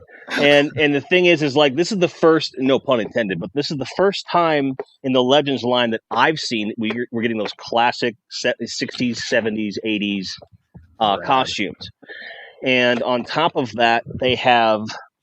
So you've got Human Torch in full flame mode. You've got Invisible Woman being herself. But you also have alternate releases of those figures where you've got an Invisible Woman and you've got a Johnny Storm with just a couple little flames. Right. Nice. And it's like, so I pre-ordered them. I couldn't stop myself. They're coming out in February or March. Okay. And you can go over to Big Bad Toy Store and pre-order it. You don't have to pay nothing up front. You get, and you can pick and choose. You can buy the whole wave if you want. Right. Or you can just get like the figures that you want. I'm telling you. But I have a ton of the Fantastic Four 90s toys in my big box up there, like Blastar and Annihilus and Dr. Doom and the Thing with the Yancey Street pole and everything, which I thought was a really nice touch. Yeah, the Fantastic Four is one of my absolute favorite comics, and I'm so scared that they're doing a movie because it's like, how many times can they fuck this up? And I just don't know. For me, it's like, well, if I look at I look at the track record for Marvel in the cinematic universe right now, way more hits than misses, and the misses are kind of minor overall. I'm a little concerned with this next wave of films because I think they're going a little too Guardians of the Galaxy, where they're like, we can make anything work, and I have faith. But the Eternals, really? The Eternals? You know, I love the Eternals because it's just Kirby and it's just him. Right. Like, you know what I mean? That's just his vision. But the issue is that the comics, the Eternals were never supposed to be part of the mainstream Marvel universe. And the whole thing, you know, it's like they've been these powered beings who've been on Earth for millennia, and they're sort of the people that inspired the Greek myths and legends because, you know, people mispronounced their names and made up these stories about them and stuff. But it doesn't make sense for them to live in a world where Thor, Odin, Zeus, and Hercules already exist. So you know what I mean? That makes no fucking sense. And I thought the trailer was a really bad sign because they're spending half of the trailer explaining why, if the Eternals have been here the whole time, they weren't fighting in the Infinity War, which I was like, if this is this is already a bad sign that you have to explain this much. Like, can't you just come up with a simple thing like the Celestials took your powers away and they won't give them back to you until the Deviants show up, or the Celestials like imprisoned you in a bubble, or they took you to a different planet where you've been for 5 years and you're just coming back something to Earth, like anything, right? I mean, I'm not, or maybe they got blipped, for crying out loud, you know. Well, they could have all gotten blipped. Yeah, it's something, right? Exactly. And it's yeah, so I'm very nervous about it. And yeah, I kind of feel like what they could have / should have done, but I understand why that wasn't in the realm. I would almost love to see them do the Inhumans again in full cinematic glory instead of the Eternals. But because we haven't done the FF yet, the ties to those characters, it's a little bit too on the nose. So I have faith we're going to get a really, because when they finally get around to doing the Inhumans right, because that TV series, it was horrible. It was abysmal. Oh my god, it was one of the worst things they've ever done. Like I just, you know. But again, I think it comes down to cooks in the kitchen, because if you compare the stuff they're doing with the Disney Plus shows, which are great, to where they had exactly, and then they're pitch perfect, they're doing what they're supposed to do, they're moving stories along, they're filling in backstories, they're doing what comics always did. Yes, a lot of my friends complain, and it's like, well, I don't want to have to watch all this stuff. You don't have to. That's the thing. But the way they've structured, right? The way they've structured everything, like for the most part, you can catch up a little bit, but you are going to enjoy it that much more if you know. Right. What I would love to see in the streaming technology, I think it's something that we could eventually get to, would be an interface where, you remember in comics where you'd be reading something and they'd reference something and you'd have a little editor's blurb in the bottom. Like, how cool would it be to have a little pop-up? Now immortal Tales to Astonish 73, Sagacious Stan. Right. And then you can click on that, it'll take you right to that little piece, and then it would automatically reroute you back to the stream you were watching. Like that kind of a thing. That would be fantastic. Would be epoch making, because then you'd be able to have your story without having to have watched the backstory. You can always kind of go back. And you know, they need that in the Marvel Unlimited app too, because they don't have that. It's very frustrating. And it's also frustrating because you can't, if you just want to read like a whole character arc in chronological order, like you can't. You're going by title, and it's like, like I just read a few months ago. I think I just started with Amazing Spider-Man 1, and I read to like 280 or so, and I stopped for the exact same reason I stopped reading the comics. Was that without reading Peter Parker's Spectacular Spider-Man and Web of Spider-Man and Marvel Team Up concurrently, I was only getting a third of the story, and I was like, oh yeah, this is why I stopped reading the fucking comic.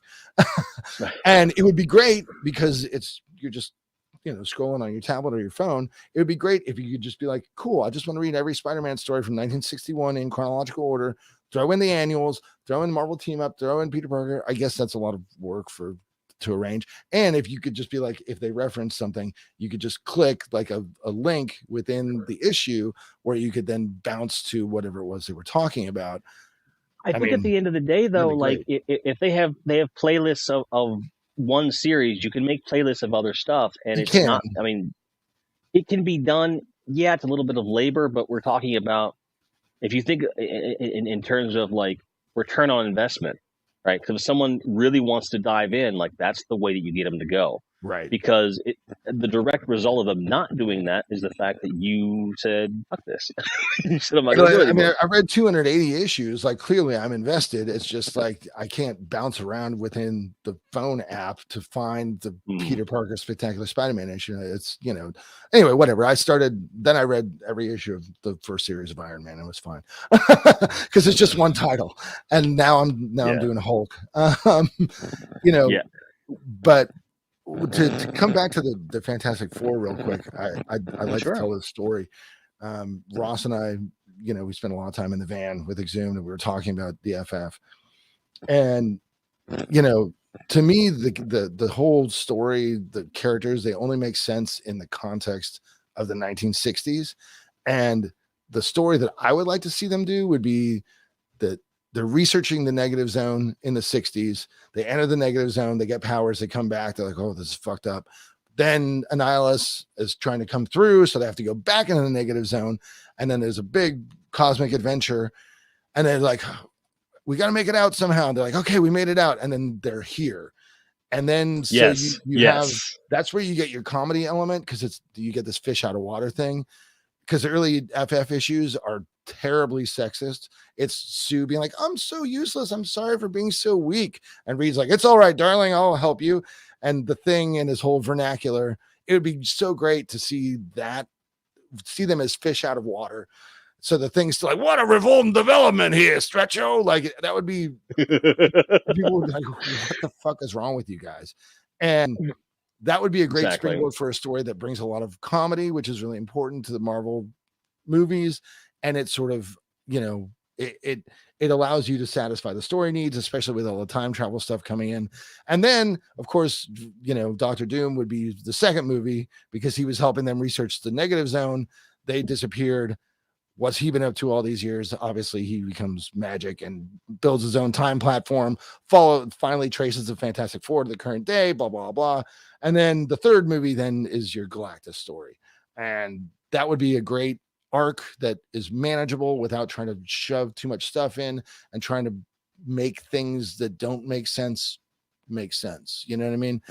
In between there, you could have a Silver Surfer origin story that ends with him being found by the whole Galactus thing. Like, you start with him on his planet, do the whole thing, and then he's just kind of, you don't really see Galactus until the third act, and then it reveals to him like what being a herald of Galactus actually means. And what a great post-credit scene it would be to see the Silver Surfer. Like, exactly. So you could have the post-credit scene at the end of like the second film where you see the Silver Surfer and he's like, how did I get here? And then you have the actual movie in between that kind of shows all that stuff, or even do a series of it. I was going to say that's your your WandaVision opportunity right there. It's a Silver Surfer like episodic series. moving through the galaxy, all this different stuff, because he's got a great origin story, and it's Shalabal and Zenla and all that stuff. So a lot of times I get ideas about stuff. I'm like, oh, that would be really cool. And then I see stuff that is either stuff that I've talked about or very close to it. And so I'm hoping that somebody there is on the same page, because I think it's a solution that could make a good movie and could keep the core of what the characters are about intact. Right. While also acknowledging that the core of what they are is sort of goofy by 2020s standards. And it's like, just let it be goofy. Like, we can have a laugh at all of that, and we can honor the spirit of the book. And I don't know, I'm very invested in the Fantastic Four, so I obviously spend too much time thinking about this. So with that in mind, do you have a dream cast in mind? I don't really. I think I'm less concerned with the casting, because they seem to always nail the casting. True. And although I have to say I really did I liked Michael Chiklis as the Thing in those movies from he was a lot better than he had any right to be. Well, he was gonna save that movie, and him and Chris Evans actually had kind of a cool dynamic in those movies. Like, they played off each other well. So I mean, if Michael Chiklis was to come back, I wouldn't cry, but I don't know. I mean, I'm not.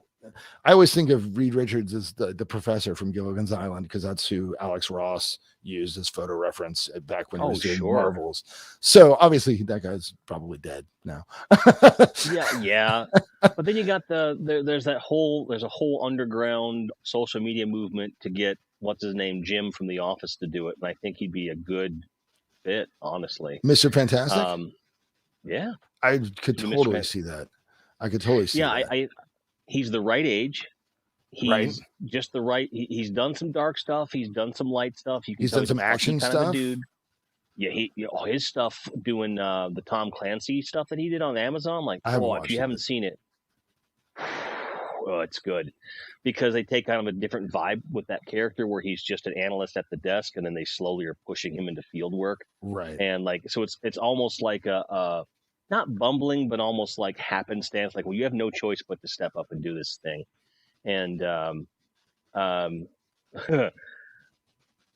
this is an interesting take. Patient Mental says it's not possible for Hollywood today to make a good comic movie. I don't know that that's entirely true because we have over a decade of pretty damn good ones to cull from. I mean, But it's I always think going to be a you have matter to- of taste, but That's also true. I mean, I personally, I'm all about the MCU. I go to every movie like on opening night. I'm fucking spend $50 on popcorn and like a trough of Coca-Cola. Like, I'm so into it. But there's definitely like a timbre to the movies that is by necessity different from the comics. And Oh, sure. you know, things that work in comics don't work in movies and vice versa. So it's never going to be like 100% faithful. And obviously you can't please everybody. I know lots of people that hate the fucking MCU. They're just like, oh, this is ruining movies. It's so dumb. It's just a bunch of CGI and like one-liners. And it's like, well, you're kind of not wrong. Oh, okay. So they're saying that from here on out it might be difficult, and I can kind of see where you're coming from on that. Because certainly in a so-called post-pandemic world, things are kind of off kilter and things are different now. Also, there's a lot of weight, and I think that the movie audience is going to have the same problem that comic book audiences had in the 80s, where you don't know if you haven't seen these 20 other fucking movies. You're like, why is Kurt Connors doing this? Like, well, if you read Amazing Spider-Man 123, you'd know that blah, blah, blah, blah. And the more properties they develop, the more baggage every single movie is going to have moving forward. It's true. And also the other thing is the audience, you're just asking the audience to do too much work. And we've been in kind of a rare moment in pop culture where the audience is enjoying doing the work because all the people that loved Walking Dead or Game of Thrones and so on and so forth, to me, you know, the people would talk to me about it, and I like those shows, and that's great. But I was like, so you're doing what I've been doing since I was 8, which is keeping track of multiple storylines across multiple shows and different characters where their actions, it's like a big soap opera. And, you know, I felt like mainstream TV and movies had finally caught up to where comic books have been since Stan Lee and Jack Kirby did Fantastic Four #1 and created that was the real innovation, was the interlocking universe. Because, you know, if Superman was out in space, it didn't matter. Next issue of Justice League of America, he was doing whatever he's doing. Nobody gave a fuck. Right. And I think at a certain point, you're going to stretch the audience's ability to participate in this stuff too thin. And by definition, these kind of stories can get repetitive. And it's also going to be like, okay. And one of the things that's good about the movies, honestly, is that they killed off Iron Man. They killed off Captain America, because in the comics, it just gets dumb. You're like, okay, so Peter Parker's been in college for like 17 years now. Yeah. Like, come on, bro. Like, yeah. That got in there's certain things they did a good job of bringing him out of that when him and MJ got married, and then we were good for about 6 or 7 years. Then it became okay. And well, now what? Right. And the very last comic book that I bought, so like I had a long string of reading comic books for a very long time.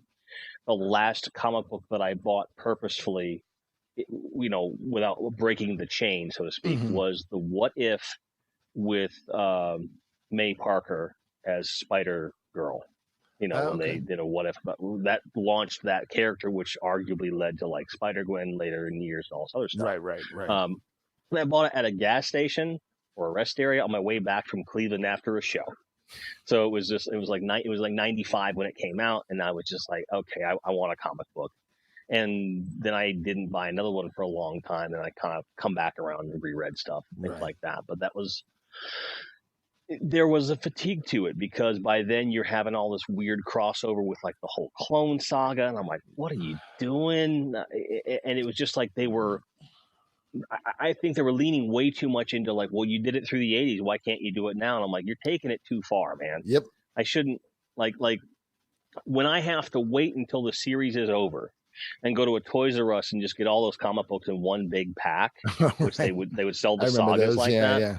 That's what I ended up having to do to Right. catch up on all that stuff. And after reading all those storylines, I'm like, I'm checked out. You know, I'm like, this is getting too ridiculous. Yeah, they're dragging around so much baggage. And I recently read an interview with Marv Wolfman, and he was talking about Crisis on Infinite Earths, and he's like, you know, what we did with Crisis was 100% necessary because the continuity was a fucking mess. Nothing made sense. Nobody knew like why is this character here and that character there and blah blah blah. And like we had to do it. And he's like, I think it's really healthy to sort of reboot everything every 20 years. Now the issue with comics is that everything's getting rebooted every 20 months. So it's Right. gone too far the other way. You're like, oh, I really like this title. And it's like, well, cool. All right, now we're doing something totally different. You're like, wait, what? So, you know, I think comics are kind of struggling to find a balance. And, you know, they started doing that shit in the 90s where there was a new #1 of everything every week. And, you know, people are like, I'm going to buy every or issue zero. zero. Right. I'm going to buy these 7 different copies of X-Men #1. All these It's variants. like, fuck, man. So, you know, it's a weird, it's just a weird market because the collectability aspect and then the ongoing saga and then the tie-ins with other iterations of the characters. And, you know, Marvel now to me is doing the things that when I was a kid, everybody made fun of DC for doing. It's like, why do you have Flash and then Kid Flash and then Impulse and then blah, blah, blah. And like, there's a reverse Flash. And now there's like Spider-Man, Spider-Gwen, blah, blah, blah, Spider this, Spider that. Like, fuck, you know, like Marvel is in the exact same position that DC was in, but it just seems like they're just turning things over so fast that there's no kind of overarching cohesive plans. Yeah. And the movies have that for now. Which I think is why they're successful, is because it reminds people like us, like, okay, this is, although it's different, it's a lot closer and everything makes sense. And you get the little nods and little winks at the camera and stuff. And, you know, I want to bring up a comment from earlier today that I honestly vehemently disagree with. Controversy. I'm okay with it. Yeah, I'm gonna find it though. Where is it? No, I'm almost here. And by the way, Patient Mental, I did see your Westmoreland County in the house. That's where I'm originally from, so it's nice to see you. Here we go. No, yeah, here it is. Travis says, hopefully they never remake Howard the Duck. I unironically adore Howard the Duck. I like that. I love that movie. I thought it was good, even when I was a kid, and I still think it's good. But yeah, I think that I think they nailed the character in most ways, but the situation was a little bit off. But the stop motion at the end is just so good. I thought the duck holds up. Looks great, and you know, yeah, I think I wouldn't want them to remake that movie with the same plot, but I would like to see a Howard the Duck property developed. And you know, they kind of danced around him a little bit. Yeah, that's one thing that Marvel, aside from like Deadpool, which isn't really Marvel, they haven't really gone into like the raunchy side of things, you know, like the last Suicide Squad movie was obviously very raunchy and very great because of that. I think loved it something like Howard the Duck would be a cool way to maybe do that, but it's also tough because it's going to be on Disney, and that's where you go to like watch the fucking Little Mermaid or whatever. So I don't know, you know, if they can't really do something raunchy with it, I would rather they didn't. But I want that cigar smoking, borderline womanizing, beer swollen duck. Because I think it was just a really cool. Like I loved the fact that character had sway in the 70s. Like you'd see him like hang out with Spider-Man, and it wasn't weird because it was just he was here. And it was the 70s, man.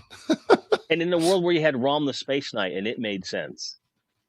Well, that's that's a toy licensing issue though. But Rom was very integrated into the Marvel universe. It wasn't like the Transformers where they just put Spider-Man in one issue for whatever reason. Like Rom, which was kind of fun. Yeah, Rom was like a a true Marvel character, but I guess he's True. owned by Mattel. Is it? I think so, but because Mattel did that figure that was meant to compete with Mego, and it kind of slots right in with your Mego scale figures and stuff. I'm 90% sure on that, but some of my more emboldened, collector friends will be able to tell you. But then you look at like something like Moon Knight, which is like that's Marvel's answer to Batman, but not. And then they've evolved that character into some interesting places that make sense to me. I'm really excited for the new series. I think that it's going to be a cool kind of a take on things, but that's one of those ones you got to just get it pitch perfect or it's going to fall flat. Yeah, I think it's going to be, like I said, I mean, they've been successful. And I mean, I remember when Guardians of the Galaxy came out, and that was the first movie that they made where I didn't really care about the Guardians of the Galaxy. Like they were just like, there's some Avengers guest stars every once in a while. They had the dude with the fin on his head, Yondu, whatever. And I saw the preview for the movie and I was like, oh, fuck, this looks like it's going to suck ass. But I'm going to go anyway because whatever, like they're just going to keep taking my money and it's fine. And I went and I was kind of like watching like this. And then as soon as they did the I can't remember now, I think it's the prosthetic leg joke or whatever. As soon as they did, I was like, okay, you got me. Like, I'm laughing now. All right. And then I ended up fucking loving the movie and I loved part 2 even more. So I would argue that a lot of that though, right. They pulled it off before, but you've got to have the right director, right? Yep. You had, James Gunn, who obviously comes from like roots like ours, from like trauma places and stuff like that. So you knew that guy was going to have a reverential kind of thing going. And then even like a look at Ant-Man, which almost fell flat on its face. It almost got too ambitious for its own good, but it reined itself in. Right. And that was originally going to be helmed by a guy that did like Shaun of the Dead. The Shaun of the Dead director, Edgar Wright. And he wanted to do an Edgar Wright movie and it be about Ant-Man. Right. And I think that they got scared because of his editorial choices, because he likes to do that real quick. Like, I think they were concerned that stylistically it would be too much of a departure from it, and they didn't want him to do exactly what he was trying to do because they liked the script and they like him, but and Ant-Man turned out to be a really good movie. I loved it, and I'm a big like Hank Pym fan. Scott Lang was cool too, but I was like, I love the whole. Is he Giant Man? Is he Goliath? Is he Yellow Jacket? Is he Ant-Man? Then he's got this weird inferiority complex, and then he like beats his wife up, and it was just like this crazy story arc that went on for years. And I liked what they did. They kind of referenced that in the last episode of What If, because Yellow Jacket was like the bad Hank Pym character, you know, and he sort of showed up in the Avengers, and he's the guy that ended up finally marrying the Wasp because Hank was kind of like a big pussy, really. And he was always really unsure of himself, and I found that like very relatable. You know, you're hanging around with Thor and it's like, well, I can like shrink, that's cool, right? It's like, okay, well, fuck, I better like learn how to get really tall now. I don't know what to do. And I thought that was a really interesting character, and the movie obviously is quite different, but it's really fun, and it felt fresh, and it seems like it works best when they take a different genre and then use it as a superhero movie. Like Ant-Man's a heist movie. Exactly. And but with a superhero, so. Absolutely. And I thought that the idea of bringing Hank Pym in period character, and you got glimpses of kind of who that man was and how he was a very unreasonable dude and was very focused on all these things. But they also gave him motivation for bitterness because he lost his wife and all this stuff. And so you were able to update that character without losing the essence of what made a Hank Pym.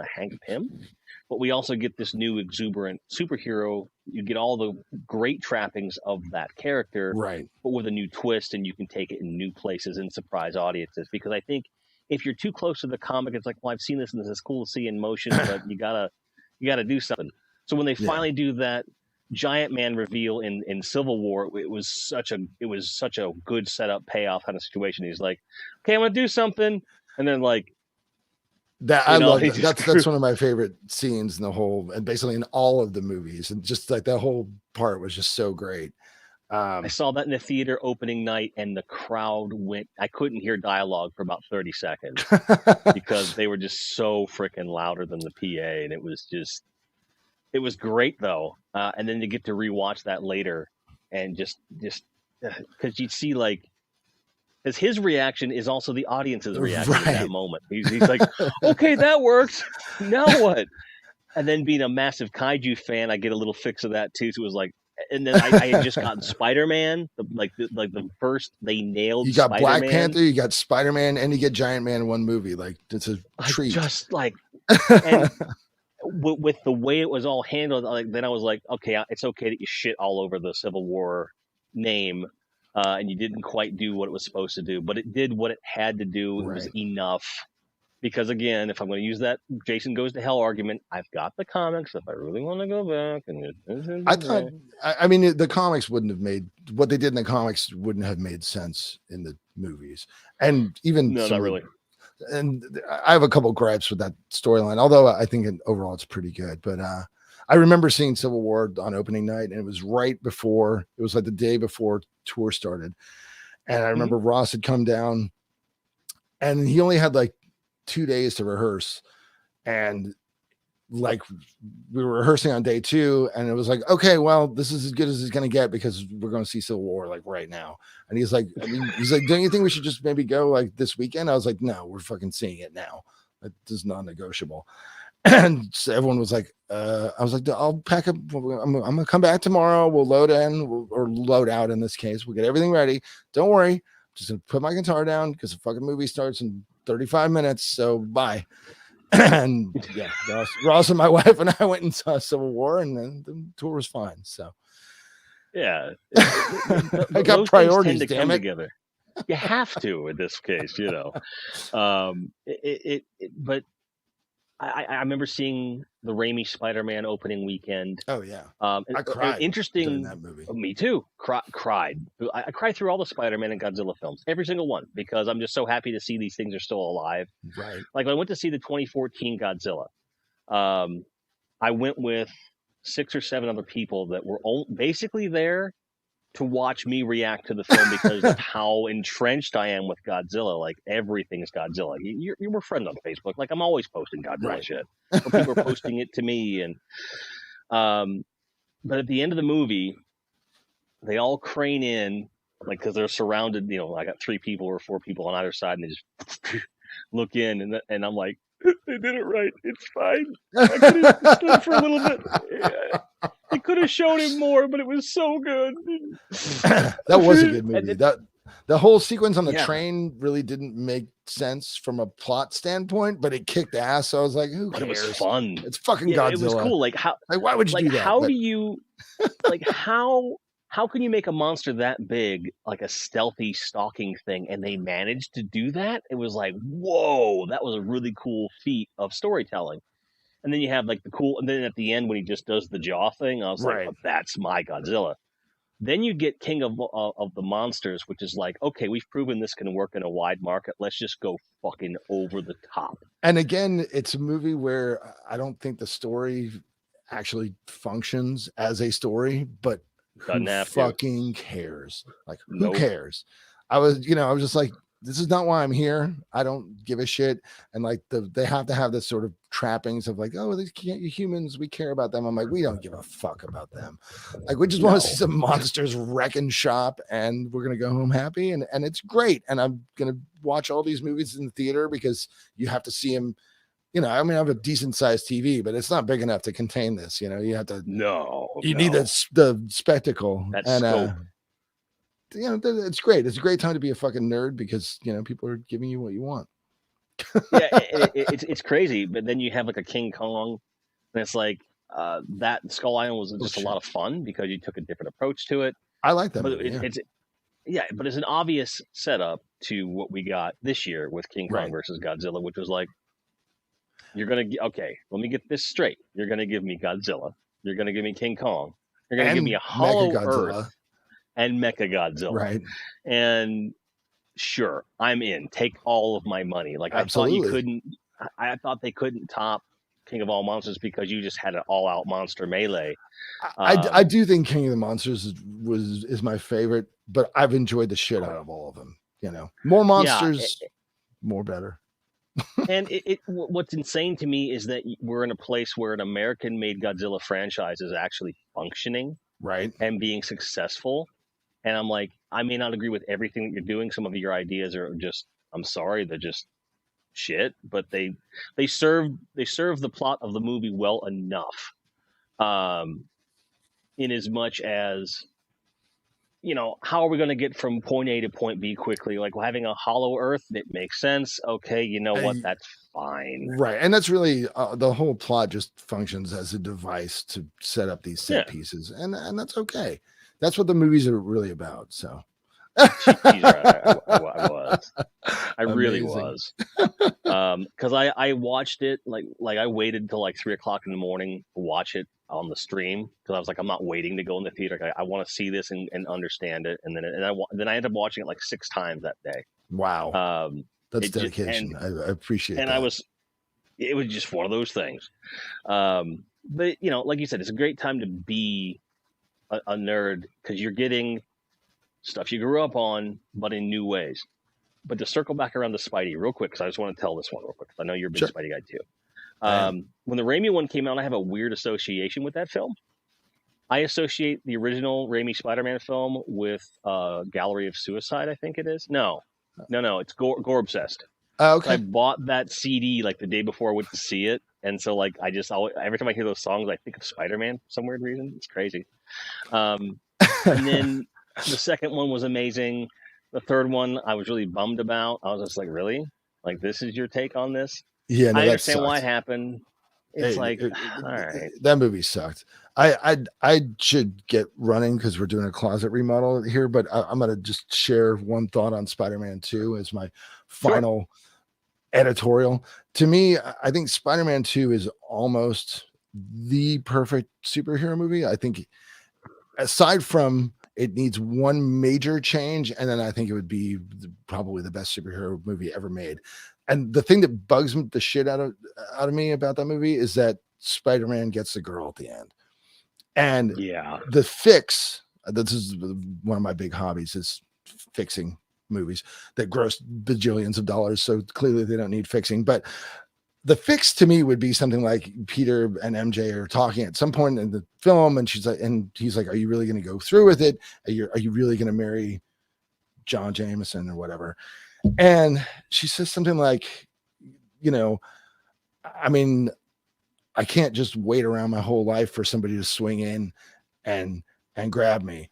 And then he's like, "Is that what you want?" And she's like, "It's not what I don't want." Obviously, you know, write better dialogue than that. And then it's the day of the wedding, and he's looking at his invitation like, "Fuck, am I going to go to this wedding?" And he's like, "Fuck it, I'm going to go get her, man." And he puts on a Spider-Man suit. He swings out the window, and as he's on his way to the wedding, there's a fucking crime in progress, and he has to go and stop the crime because he's Spider-Man, and that's the great responsibility that comes with a great power. And that is the perfect ending. And you could even do like a shot where you push in on the ceremony, and MJ is standing there with John Jameson, and she's kind of looking like, "I thought he was like, where is he? Where is he? Bitch, he's fucking Spider-Man. He's gonna stop crime. Come on." Yeah. And to me, I was like, if they would have used that ending, I think that would still be the greatest superhero movie ever made. Even and arguably a better setup for Spider-Man 3. Absolutely. You know? Yep. So, but I think that we're full circle here because of, ladies and gentlemen, Matt Harvey, master guitar player, vocalist, composer, and scriptwriter, apparently. Well, I did have a short story published last year, a horror story. So I did not know that. I mean, I'm technically a writer, but I wouldn't I don't know. Again, that's one of those words that sounds weird, but yeah. So these are the things that keep me up at night. The ending of Spider-Man 2. Well, you're in good company because Susanna says she loves it. Thank you, dear.